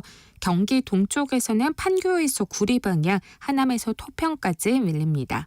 평택 시흥고속도로 시흥 쪽 송산마도에서 남한산 분기점까지 속도 더디고요. 영동고속도로 인천 방향은 동수원과 군자 분기점, 또 서창 분기점 부근으로 속도 떨어집니다. 반대 강릉 쪽 고장난 차가 많습니다. 군포에서 부곡까지는 밀리고요. 또 문막휴게소와 만종 분기점 부근에는 갓길에 고장난 화물차와 버스가 각각 서 있고 이후 진부 2터널 부근에도 화물차가 고장으로 멈춰 있습니다. 전방 주시 잘 해주셔야겠습니다. KBS 교통정보센터였습니다.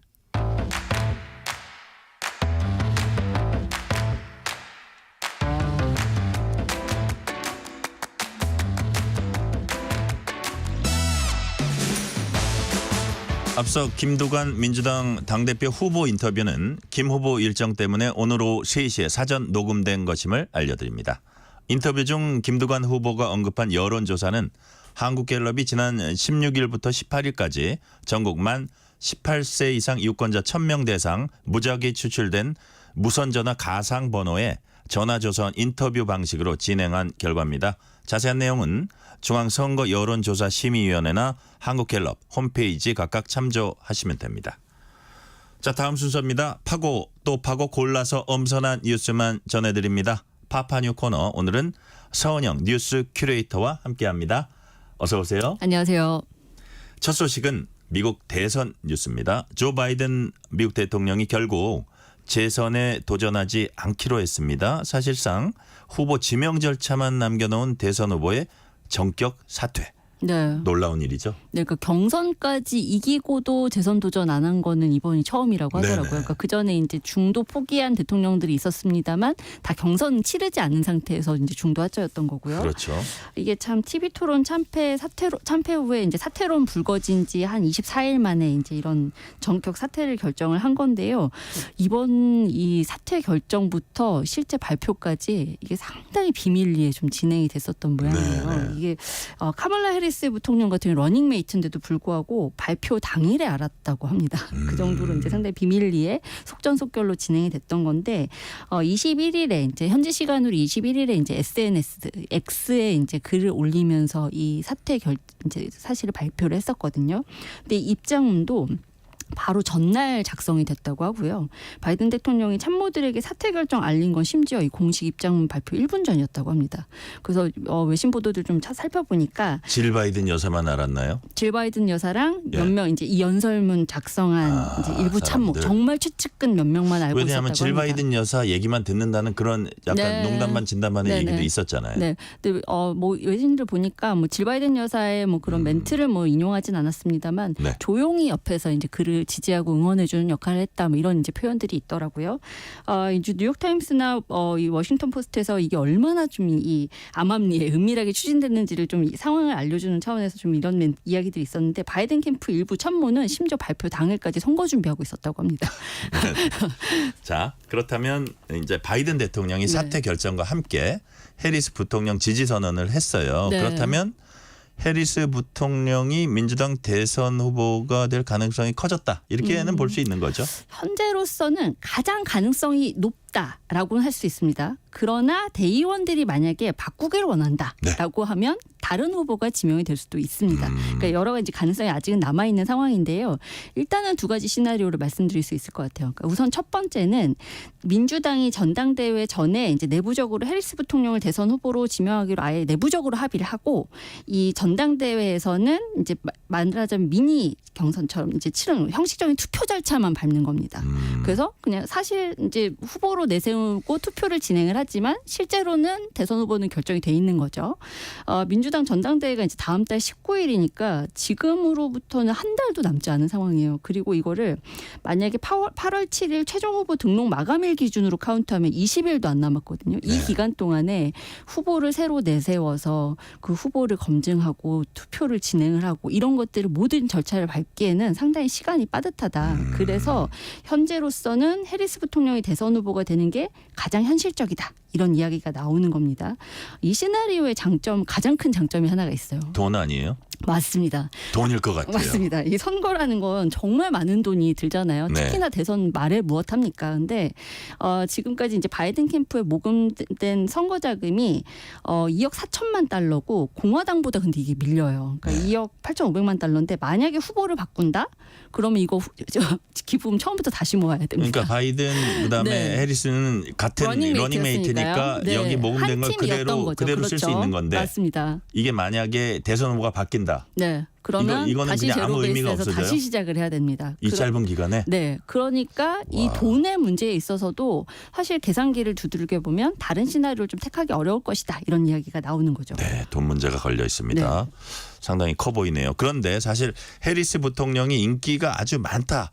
이렇게 보긴 힘든 그 정치인이거든요. 네. 그래서 민주당 입장에서 이제 트럼프와 맞붙어서 이길 수 있는 후보를 내세워야 되니까 지금까지도 이제 바이든 사퇴설이 나온 건데 네. 이 점에서 민주당이 이제 고민이 깊을 수밖에 없겠어요. 네. 그래서 이제 일부에서는 이게 흥행 차원에서라도 좀 경선을 치러야 되는 거 아니냐. 그러니까 종국에는 뭐 해리스 부통령이 되더라도 네. 경선이라도 해서 우리가 좀 붐업을 시킬 필요가 있다라는 이야기가 나오기도 해요. 그래서 이제 두 번째 시나리오는 전당대회 당일에 이제 여러 후보가 경쟁을 하는 방식의 이제 미니 경선을 치르자라는 건데요. 만약에 지금 이제 경선 후보로 나서려면 대의원 300명 서명을 받아야 됩니다. 최소 300명. 근데 현재로서 이제 교체 후보로 좀 유력하게 거론됐던 인사들이 몇 명 있어요. 그러니까 아무래도 지금 24일 동안 우리가 계속 이 바이든의 사퇴설을 이야기를 하면서 누가 그럼 나올 수 있을까를 이야기하면서 거론됐던 인사들이 지금도 이제 결국엔 다시 이야기가 나올 수밖에 없는데 게빈 뉴섬 뭐 캘리포니아 주지사나 조지 샤피로 펜실베니아 주지사나 이런 분들 뭐 이야기가 나옵니다만 이분들이 바로 이제 이 바이든 대통령 사퇴와 함께 뭐라고 선언을 했냐면 우리는 해리스 부통령을 지지한다. 우리 출마하지 않겠다라고 바로 선언을 했어요. 그러니까 이분들은 일단 후보에서는 제해졌습니다. 그래서 그러면 또 다른 후보들이 있냐? 지금 당장은 좀 눈에 띄는 후보가 없는 게 사실이고요. 미셸 오바마? 미셸 오바마 얘기는 계속 나오는데 본인이 결국은 굉장히 완강하잖아요. 현재로서. 그런데 물론 이 선거라는 게 이제 민주당 차원에서도 미셸 오바마 여사를 계속 뭐 설득을 하고 뭐 본인의 뭔가 다른 이제 의제 변화에 따라서 뭐 나올 수도 있겠습니다만 현재로서는 그 시나리오도 좀 좀 가능성이 낮은 건 사실이죠. 본인의 의지가 너무 강하다 보니까. 그래서 아무래도 지금 이제 예비 주자들로서는 딱 출마 선언하기가 굉장히 어려운 상황이다. 왜냐하면 이게 바이든 대통령이 어쨌든 전적인 지지 의사를 밝혔거든요. 해리스 부통령에 대해서. 그러면 이 해리스 부통령이 그럼 도전장을 내미는 것 자체가 뭔가 당내 혼란을 야기하는 모습처럼 비춰질 수 있는 거예요. 그러니까 이런 상황에서 내가 나가겠습니다라고 얘기를 하는 것 자체가 굉장히 부담스러울 수밖에 없다. 그럼에도 불구하고 만약에 이런 부담을 이기고 누군가가 만약에 이제 출마 선언을 했다. 그리고 300명 사인을 받아왔다. 그러면 이 전당대회가 결국엔 대선 후보 뽑는 이제 실질적인 경쟁 무대가 될 수가 있는 건데 있었는데 이때는 일반 대의원 이제 3,900여 명, 슈퍼 대의원 700여 명이 소집된 채로 투표를 시작을 하고요. 과반 득표하는 후보가 나오면 그 사람이 대선 후보가 됩니다. 근데 민주당이 이제 요 두 가지 시나리오 뭐 여러 가지 뭐 시나리오 있을 수 있겠습니다만 어떤 방식으로 뭐 대선 후보를 치를지 방식이나 일정 이런 것들은 이제 현지 시간으로 24일에 전당대회 위원회 회의가 열리거든요. 그 자리에서 확정이 될 것으로 보입니다. 네. 자, 4794님 문자 먼저 보고 갈게요. 멀리서 관전하는 입장에선 미 대선이 참 흥미롭습니다. 세계를 움직이는 차기 미국 대통령 누가 될지 너무 궁금합니다. 자, 웃음 표시 주셨고요. 네. 자, 그렇다면 구원투수가 누가 될지가 이제 사실 최대 관심사인데 네. 일단은 민주당 네. 지지자들은 바이든 대통령 결단 반기는 분위기죠. 네, 그런 것 같습니다. 다들 기다렸다는 듯이 기부금을 보내기 시작했다라는 뉴스가 좀 그래요. 있었습니다. 돈으로 움직이는 사회군요. 아니 그 사태론이 이제 계속 불거졌을 때 참 안타까웠던 것 중에 하나가 바이든 대통령의 돈줄이 끊겨버렸던 것이었거든요. 그러니까 초기부터 뭐 후원했던 후원자들까지 바이든 대통령 사퇴 안 하면 나 이제 돈 안 보낼 거야. 뭐 이런 선언을 할 정도로 상당히 이제 돈줄이 이제 끊기기 시작을 했었는데 이 뉴욕 타임스가 민주당의 기부금 플랫폼 이제 액트블루를 분석을 해봤더니 이 사퇴 발표 직후에 약 3천만 달러. 그러니까 우리 돈은 한 416억 정도 됩니다. 이렇게 많은 기부금이 모였다고 하고요. 이게 1시간 단위로는 그러니까 1시간에 심지어 딱 발표 직후 1시간 만에 750만 달러가 쏟아졌다고 해요. 그러니까 이렇게 짧은 기간에 이렇게 많은 돈이 모인 게 2020년 대선 이후로는 처음이라고 하거든요. 그러니까 그만큼 많은 이제 지지자들이 민주당 지지자들이 바이든 대통령이 좀 사퇴를 기다리고 있었다라는 뭐 사인으로 좀 해석을 할 수 있을 것 같고요. 주요 인사들 찬사도 좀 쏟아졌는데 오바마 전 대통령 같은 경우에는 본인 재임 시절에 이 바이든 대통령을 부통령으로 그렇지. 같이 일을 했었잖아요. 맞습니다. 그리고 지금도 최측근으로 꼽히고 있고요. 근데 성명을 발언해서 바이든은 최고의 애국자다라는 찬사를 보냈습니다. 근데 반면 이제 트럼프 전 대통령은 CNN 인터뷰를 통해서 바이든은 미국 역사상 최악의 대통령으로 기록될 거다 이런 악담을 퍼부었고요. 해리스 부통령에 대해서는 바이든보다 쉽게 이길 상대다 이렇게 좀 비아냥거리기도 했습니다. 트럼프 전 대통령이 좀 속상하지 않았나 이런 추측도 해봅니다. 자, 다음 소식으로 넘어갑니다. 아침 이슬 작곡가로 널리 알려진 가수 김민기 씨가 최근 별세했어요. 아, 네, 그렇습니다. 그 대학로 뭐 소극장의 상징인 학전을 30여 년간 운영을 하면서 뭐 가수 김광석 씨, 배우 황정민 씨 같은 걸출한 예술인들을 배출한 예술계의 이제 산파로도 잘 알려져 있죠. 근데 지난 21일에 위암 투병 중이었는데 이 73세를 일기로 세상을 떠나게 됐습니다. 지난해에 이 위암 4기 진단을 받았고요. 지금 최근까지 항암 치료를 받았다고 합니다. 그런데 암세포가 간까지 전이되면서 급격하게 좀 건강이 악화된 것으로 알려졌고요. 지금 빈소는 서울대학교병원 장례식장에 마련이 됐는데 뭐 오늘 뭐 이렇게 궂은 날씨인데도 조문객들의 발길이 계속 이어졌다고 하고요. 지금 온라인상에서는 뭐 여러 인사들의 추모 메시지가 쏟아지고 있습니다. 그러니까 뭐 지금 이제 함께 그 무대에 올랐던 뭐 가수 윤도현 씨, 이적 씨, 말리 씨 뭐 이런 분들의 뭐 추모 메시지는 물론이거냐 지금 이제 윤석열 대통령 그리고 문재인 전 대통령이 이 고인과의 추억을 떠올리면서 애도의 글을 남겨서 좀 화제가 되기도 했습니다. 네, 제가 이력을 살펴보니까 올 봄까지 한 3월까지 학전 대표로 돼 있더라고요. 맞아요. 아마 그 이후에는 되게 이 병세가 깊어져가지고 아마 그거를 대표직을 수행하지 못할 그런 게 아니었나 이런 추측을 했는데 자. 그렇게 이제 김민기 씨가 예술계에 남긴 족적이 상당히 크죠. 그렇죠. 아무래도 아까 말씀하셨지만 아침 이슬 하면 바로 이제 이 양희은 씨와 함께 김민기 씨 떠올릴 수밖에 없죠. 근데 이게 19살 때 작곡한 곡이라고 하더라고요. 그리고 이제 양희은 씨랑은 이제 동창 관계였는데 양희은 씨가 이제 김 씨가 이 노래를 부르는 모습을 보고 이 노래 날 달라고 해서 본인이 부르고 이 노래를 정말 희대의 히트곡으로 만들어내기도 했었죠. 그리고 이 노래가 대학생들의 입에서 입으로 퍼져나가면서 1987년 민주항쟁 당시에는 저항 정신을 상징하는 아주 대표적인 노래로 지금까지도 계속 많이 불리고 있지 않습니까? 그리고 이제 김 씨가 만들고 부른 노래들 대부분이 이렇게 아침 이슬처럼 외압에 맞서는 저항 정신이 담겨 있는 곡들이 굉장히 많았는데요. 뭐 상록수, 늙은 군인의 노래, 꽃 피우는 아이 같은 곡들은 발표 이후에 이제 줄줄이 금지곡으로 좀 지정이 되기도 했습니다. 그리고 1984년에는 민중가요 노래패 노래를 찾는 사람들 결성해서 활동을 했었고요. 일찌감치 이제 연극 제작과 연출에도 나섰는데 이 학전을 1991년에 만들었습니다. 그러니까 대학로에 이제 자리 잡은 소극장 학전인데 여기에서 1994년에 아주 이 한국 뮤지컬 역사의 길이 남을 작품 하나를 만들어요. 네. 그게 바로 롱뮤지컬 지하철 1호선인데요. 이 작품이 작년까지 8,000회 이상 공연이 됐고 관객 수도 70만 명 이상이 넘었습니다. 그리고 여기에서 학전 독수리 오영재로 불리는 설경구, 김윤석, 황정민, 장현성, 조승우 이렇게 이름만 들어도 정말 연기 잘하고 훌륭한 배우들이 있잖아요. 그러니까 이분들이 배출된 작품들이거든요. 네. 그리고 이 학전 라이브 무대 출신 가수들도 아주 많습니다. 그러니까 고 김광석 씨 외에도 들국화, 안치환, 이소라, 장필순, 윤도현, 성시경, 유리상자, 장기하 등이 학전에서 노래했고요. 이게 학전은 만성적인 좀 재정난에 시달렸었는데 네. 그런데도 참 이 고인이 창작 뮤지컬하고 어린이극을 좀 꾸준히 선보였었거든요. 그러다가 이 고인의 연출작 고추장 떡볶이를 끝으로 해서 지난 3월에 이제 개관 33주년 만에 문을 닫았습니다. 네네. 그리고 지금은 어린이 청소년 중심의 이제 공공극장인 아르코 꿈밭극장으로 재개관을 한 상태입니다. 아, 그렇게 된 거였군요. 네. 자, 다음엔 날씨 얘기 해보겠습니다. 이 장마 언제 끝나나 기다리시는 분들 많을 겁니다. 그런데 태풍이 잇따라 발생하고 있어요. 네, 맞아요. 그러니까 필리핀 동쪽 해상에서 발달 중인 3호 태풍 개미가 이제 하나 있고요. 그리고 네. 지금 4호 태풍 프라피론이 하나 더 발생했습니다. 일단 개미 같은 경우에는 26일쯤에 아주 강한 태풍으로 발달한 다음에 중국에 좀 상륙할 것으로 예상이 되는데요.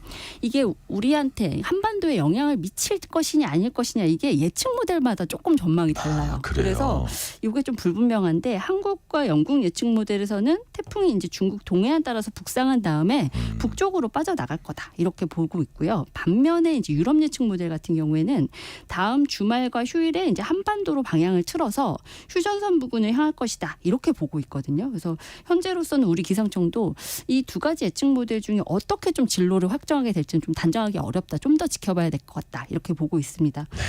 지금 베트남 다낭 해상에서 발생한 제4호 태풍 프라피론 같은 경우에는 현재로서는 우리나라에는 영향이 없을 것이다 이렇게 보고 있고요.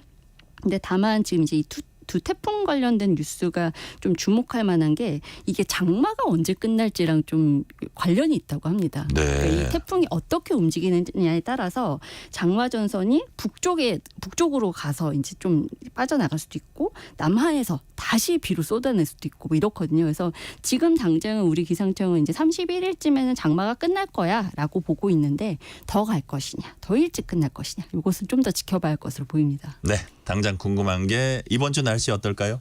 화요일 새벽에는 이제 정체전선 영향으로 수도권에 또 한 번 이게 최고 80mm의 국지성 호우가 내릴 것으로 보입니다. 하지만 이제 주 중반에는 북태평양 고기압이 내륙으로 좀 북상을 하면서 33도 안팎의 이 무더위와 열대야가 좀 기승을 부릴 것으로 보이는데요. 태풍 영향으로 이제 정체전선이 25일쯤에 만약에 북한으로 넘어간다. 그러면 25일부터 26일에는 전국적으로 좀 장마가 소강 상태가 이어질 것으로 보이고 있어요. 현재로선. 근데 변수는 이후부터인데요. 만약에 이제 태풍 영향으로 이 북태평양 고기압이 느리게 영향력을 회복을 한다. 그러면 정체전선이 다시 남쪽으로 내려올 수가 있습니다. 그러면 비를 또 뿌릴 수도 있기 때문에 이번 주 중반부터는 날씨 예보가 좀 어떻게 변하는지 그걸 좀 잘 살펴보셔서 주말 계획을 좀 세우시면 좋겠습니다. 네, 오늘은 여기까지 말씀 듣겠습니다. 지금까지 서은영 뉴스 큐레이터였습니다. 감사합니다. 감사합니다.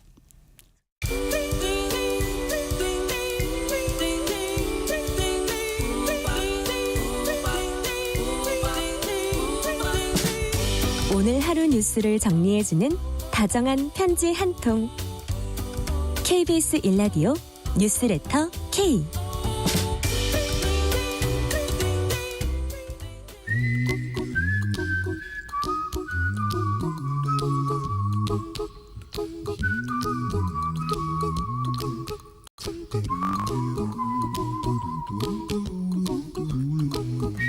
돈 걱정, 경제 걱정, 미래 걱정, don't worry. 전문가와 함께 모든 경제 걱정 해소해드린 시간입니다. 오늘도 권혁중 경제평론가 얘기 나눠봅니다. 평론가님 어서 오세요. 네, 안녕하십니까.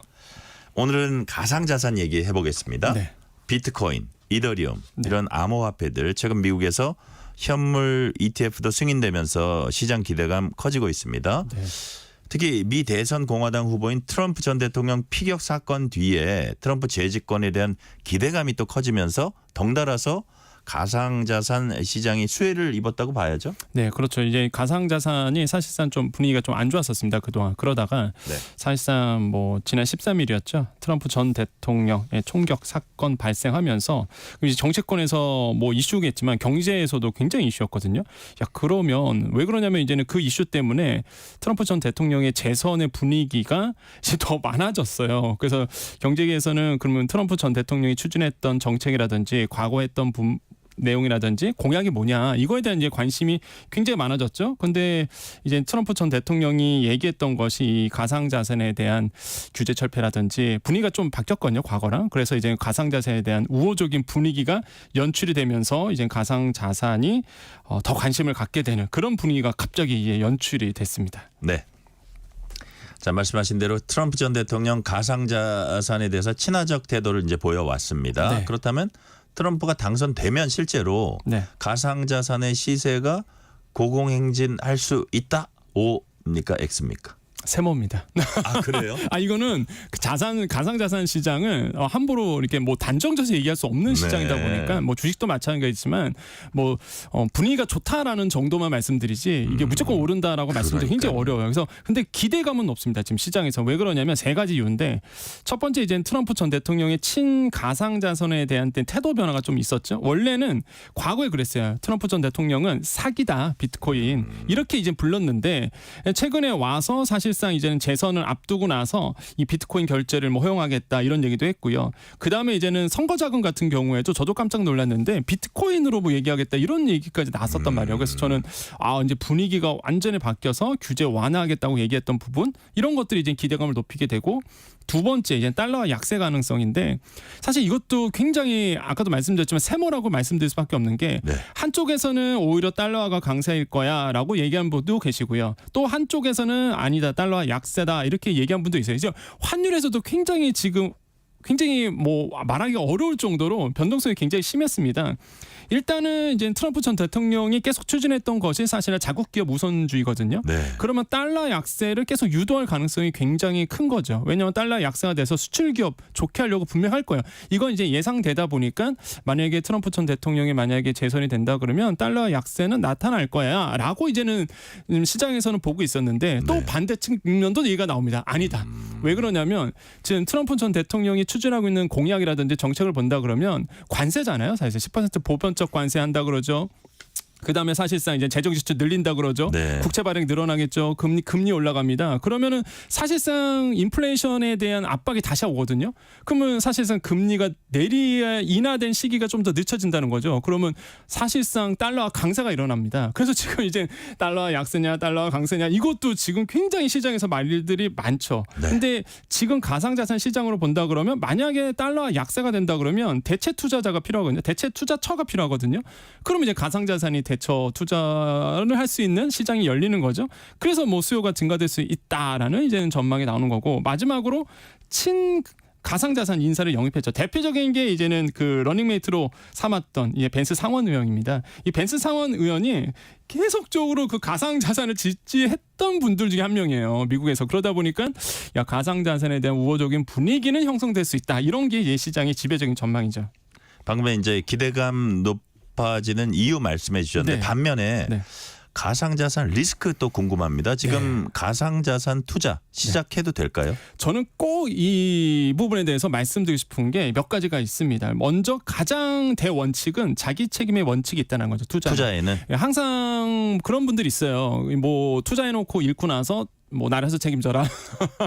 뭐 내 책임 아니다. 이런 분들이 계십니다. 근데 많이 질문하는 거 있잖아요. 삼전 지금 사요 말아요. 그러니까요. 그건 본인 책임이다. 뭐든지 다. 그래서 사실상 자기 책임의 원칙이 있다는 그 대전제를 먼저 말씀드리고 이제 들어간다 그러면 세 가지를 좀 말씀드리겠습니다. 가상자산 투자했을 때 조언을 드리자면 첫 번째 위험 감수 능력이 어느 정도 있느냐라는 거죠. 그러니까 저는 장년층한테는 절대적으로 추천 안 드리거든요. 왜 그러냐면 사실 청년층 같은 경우에는 이제 소득이 있다 보니까 직장을 하면서 내가 잃어도 사실 이제 규칙적인 소득이 있다 보니까 사실 회복이 가능한데 장년층 같은 경우에는 안정적인 소득이 사실상 봤을 때는 쉽진 않거든요. 한번 잃어버리면 이게 회복이 안 됩니다. 그래서 큰 손실 위험을 감당하기 어려울 수가 있어요. 그래서 사실상 이 위험 감수 능력이 어느 정도 있는지를 체크하셔야 되겠고 두 번째로는 투자 기간인데요. 이게 변동성이 워낙 심합니다. 그래서 투자 기간이 짧을수록 그다음에 조기 회수할 가능성이 있다 그러면 안 하시는 게 좋아요. 왜냐하면 만약에 내가 회수를 해야 되는데 지금 굉장히 떨어진 상태다. 그럼 이제 손절해야 되거든요. 네. 그럼 어쩔 수 없이 피해를 볼 수밖에 없고 마지막으로 재정적 여유인데 이거 너무 중요하죠. 왜 그러냐면 많은 분들이 나는 투자할 여력이 있어, 재정적 여유가 있어 해서 투자하시는데 그 재정적 여유가 꼭 보셔야 돼요. 내가 정말 투자할 수 있는 여유인지 아니면은 내가 병원비 갈 돈, 아니면 내 생활비 쓸 돈 이거를 여유 자금으로 착각하시는 건지를 판단하셔야 됩니다. 빌리지만 않아도 다 내 돈인 것처럼. 그렇죠. 그건 아니죠. 왜냐하면은 빌리는 돈도 안 되지만은 일단은 내가 나중에 병원비 때문에 모아둔 자금이라든지 그건 여유 자금이 아니죠. 그건 여유 자금이 아니죠. 그거를 여유 자금으로 잘못 판단하셔서 그 자금을 가상자산에 투자하신 분이 계세요. 그거 정말 위험합니다. 그래서 이 세 가지 좀 조언을 좀 드리고 싶다라고 말씀을 드립니다. 자, 이런 가운데 지난 19일부터 가상자산 이용자 보호법 실시됐습니다. 네. 가상자산 이용자 보호법이 실제 투자하는 데 있어서 중요한 의미가 있습니까? 중요한 저는 의미가 있다고 생각합니다. 일단 현실적으로 결론부터 말씀드리면 이 가상자산 이용자 보호법이 실행이 됐죠. 지금 실행되고 있습니다. 이거 나온 이후부터 김치 프리미엄이 사라졌습니다. 이게 대표적인 의미예요. 사실상. 김치 프리미엄이 뭐냐 그러면 같은 비트코인 한 1코인이라도 사실 우리나라에서 거래가 되면 10% 과거에 정말 폭등기였을 때 10% 프리미엄이 있었거든요. 네. 싹 사라졌습니다. 오늘 그래요? 기준으로. 제가 들어오기 전 기준으로 봤을 때 현재 비트코인 프리미엄, 김치 프리미엄이 0.66% 붙고 있거든요. 그러니까 거의 외국이랑 똑같아요. 없어요. 예. 그래서 사실 이게 이 가상자산 이용자 보호법 있기 전에는 프리미엄 어느 정도 있었다가 이거 딱 나오고 나서 이거 할 거야라고부터 사실 김치 프리미엄이 좀 사라진 거죠. 그 의미가 있는 거죠. 사실 이 자체가. 예. 그런 이유가 본다 그러면 일단 세 가지 사실 이 이용자 보호법의 큰 틀이 있기 때문에 그렇습니다. 일단 예치금과 가상자산을 안전하게 보호해야 될 의무가 생겨요. 그 거래소가. 그다음에 이제 불공정 거래에 대해서 이제는 시세 조정이라든지 이런 거겠죠. 그러면 금융당국이 이거를 조사할 수 있고 처벌할 수 있는 근거가 마련됐습니다. 그다음에 마지막 세 번째로 감독, 검사, 제재 권한이 이제 금융감독이 주어진 거죠. 그러니까 제가 봤을 땐 굉장히 구체적으로 좀 짜져 있거든요. 그렇기 때문에 제가 봤을 때 시세 조정이라든지 미공개 정보를 이용해서 사실상 불법적인 행위를 하는 것은 제가 봤을 땐 처벌 규정이 마련됐다는 의미에서 이런 부분에 저는 좀 의미가 있지 않을까 이렇게 생각을 해봅니다. 그렇군요. 투자하시는 분들, 가상자산 투자하시는 분들 이제 법의 보호 테두리 안에 이제 들어왔다고도 볼 수 있는데 그렇다면 어떻게 보호한다는 겁니까? 일단 크게 세 가지라고 아까 말씀드렸잖아요. 먼저 이제 예치금 및 가상자산 보호에 대해서 좀 말씀드리면 일단은 우리가 보통 가상자산 투자한다 그러면 사실 예치를 하게 됩니다. 먼저 내가 투자하기 전에 은행에 이게 예치하듯이 그 거래소에서 거래하는 그 거기에다가 이제 예치를 하게 되면 이게 예치금인데 말 그대로 이자가 없었거든요 그동안. 그래서 이거를 이제 이자를 줘라 이런 거예요. 한마디로. 그래서 지금 이제 거래소에서 내가 투자하기 전 금액을 예치하면 그 예치금에 대한 이자가 생깁니다. 지금 모든 거래소들이 이것 때문에 마케팅을 하고 있어요. 그래서 지금 현재 좀 조사를 해봤더니 이 예치금의 이용 금액이죠. 이용료라고 보통 표현하는데 뭐 이자랑 똑같은 겁니다. 최고 2.5%에서 최저 1%로 지금 형성돼 있거든요. 이거 가지고 마케팅하고 있어요. 그래서 이런 것들이 이번에 좀 바뀌었다라고 좀 말씀을 드립니다. 자. 불공정 거래 행위 규제한다. 이 부분이 이제 중요할 텐데 이 법이 만들어진 계기가 테라 루나 사태였죠. 네, 맞습니다. 그러니까 사실상 테라 루나 사태 이전에는요, 우리나라가 사실 그 가상자산 이용자 수가 굉장히 많음에도 불구하고 이거는 금융자산이 아니야, 금융 테두리에서 보호할 수 없어라는 이제 취지였다가, 근데 테라 루나 아시겠지만 우리나라 권모 씨께서 만드신 코인이에요. 그러다 보니까 사실상 굉장히 세계적으로 엄청난 센세이션을 일으켰던, 굉장한 피해를 입었던 사실 이슈이기도 합니다. 그래서 부랴부랴 사실 이번에 이런 법도 그래서 이제 만들어진 건데, 그래서 이번에 이제 두 번째로 들어왔던 것이 불공정 거래 행위에 대한 처벌 규정을 마련한 거죠. 그러니까 예를 들어서 이런 겁니다. 만약에 이런 어떤 형사 처벌이 가능하도록 했던 이런 어떤 뭐 불공정 거래가 행위가 있었다, 뭐 이상 거래가 있었다라고 본다 그러면 일단은 처벌 규정이 나옵니다. 형사 처벌과 과징금 부과가 가능한데 1년 이상 징역 또는 이제 부당이득의 3배에서 4배 정도, 그다음 5배까지 경우까지도 상당한 벌금이 부과될 수 있도록 이제는 형법화한 거죠. 부당이득이 5억 원에서 50억 원이다 3년 이상, 50억 원 이상이다 5년 이상 또는 무기징역까지 가기 때문에 사실상 이 기간으로 통해서 그러니까 이 형법을 통해서 사실상 규제를 할 수 있게 됩니다. 그래서 처벌할 수 있는 근거 조항이 마련됐기 때문에 제가 봤을 때는 시세 조정 굉장히 좀 만약에 그런 세력이 있다 그러면 아마 신경 쓸 것 같다라고 저는 생각을 해보겠고 이런 부분에서 저는 큰 변화가 좀 생겼다고 생각을 해봅니다. 금융당국이 가상자산 사업자 이제 관리 감독하게 된 건데 네. 자 비트코인이 처음 나온 게 2008년이에요. 네.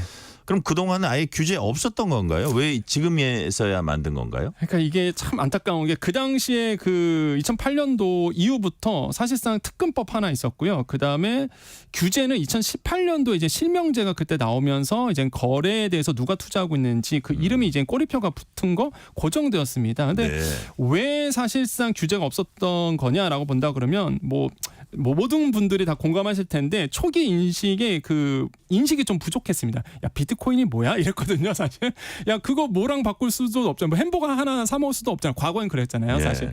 피자 한 판도 못 먹잖아. 뭐 그랬단 말이에요. 그러다 보니까 인식 자체가 좀 없었어요. 근데 지금 뭐 오늘 시세로 보면 막 9,300만 원 하다 보니까 그러다 보니까 사실상 이제는 뭐 인식 부족하다 보니까 이게 과연 어떤 영향을 미쳤을까 이런 거에 대한 그런 법 조항도 만들 수가 없었겠죠. 두 번째로는 기술적인 어떤 복잡성도 있습니다. 그러니까 이게 어떻게 규제를 해야 되느냐 이런 어떤 부분도 사실 좀 그 당시에는 조금 어려웠던 부분이라고 볼 수 있겠고 세 번째로는 2013년도와 14년도에 사실상 이제는 전환점을 우리가 맞이했다고 보는데 그 당시에 뭐가 이슈가 있었냐 그러면 네. 가상자산이라고 했는데 이게 그 다크웹이라든지 아니면은 뭐 불법적으로 이제 마약 유통했을 때 쓰여지게 되는 게 걸렸어요 그 당시에. 그래서 아 이거 규제가 필요하다. 그 당시에 이제는 얘기가 막 나왔었죠. 그래서 이제 본격적으로 각 나라들이 대응에 나서기 시작합니다. 그래서 미국 같은 경우에는요 2013년도에 비트코인을 이제 재산으로 취급하면서 과세하기 시작했고 일본 같은 경우에도 17년도에 거래소 등록제로 이제는 도입을 했고요. 한국도 마찬가지입니다. 한국도 2018년도 아까 말씀드린 것처럼 실명제 거래를 도입을 했죠. 그래서 각국 나라들이 이렇게 규제에 나서고 있다. 그래서 뭐 규제라기 말은 하지만은 사실상 이제는 금융자산으로서 이제 인정을 하고 있다. 이렇게 표현하는 게 더 맞을 것 같습니다. 네. 주로 이제 규제라는 게 처벌 위주 내용인 것 같은데 시장 반응은 어떻습니까? 지금 시장 반응은 일단 긍정적인과 부정적이 있는데 일단 긍정적인 보면은 이제 투자자 보호가 강화될 거다 이렇게 보고 있고요. 네. 두 번째로는 시장의 안정성이 제고가 되죠. 이제는 법 테두리 안에 들어왔기 때문에 제도권 안에 들어온 거거든요. 그래서 이제는 투명성과 신뢰성이 확보됐다. 근데 부정적 반응도 있습니다. 이게 거래소 중심의 규제거든요. 그러니까 거래소에 대한 의무 사항이에요. 그러다 보니까 이제 이용자 중심으로 봤을 때 이제 거래소를 잘 선택하는 문제가 생길 수밖에 없고요. 또 한 가지 가상자산 그 발행자에 대한 규제가 없습니다. 그래서 이런 부분이 조금 보완이 돼야 되고, 근데 두 번째로 본다면 그 규제의 과도성이 있죠. 그래서 뭐 저는 좀 찬성하지 않는데 업계의 활동이 좀 위축될 수 있다 이런 얘기가 뭐 나오고는 있는데요. 어쨌든간에 이 이용자 보호법을 통해서 결국에는 이용자들이 가상 그 자산을 운영할 수 있는 거래소를 잘 선택하는 숙제는 좀 남겨져 있다고 생각을 해봅니다. 네, 오늘은 여기까지 말씀 듣겠습니다. 지금까지 권혁중 경제평론가였습니다. 감사합니다. 네, 감사합니다. 오늘 뉴스레터 K는 여기까지입니다. 노래 아침 이슬과 극단 학전을 만든 예술인 김민기 씨 별세 소식에 각계가 애도하고 있습니다. 눈앞에 떠오는 친구의 모습, 흩날리는 꽃잎 위에 어른거리요. 김민기의 노래 친구, 오늘 끝곡으로 함께 들으시겠습니다. 커피 쿠폰 받으실 분들은 뉴스레터 K 홈페이지 확인해 주시고요. 오늘도 함께해 주신 청취자 여러분 진심으로 감사드립니다. 지금까지 뉴스레터 K 전종철입니다.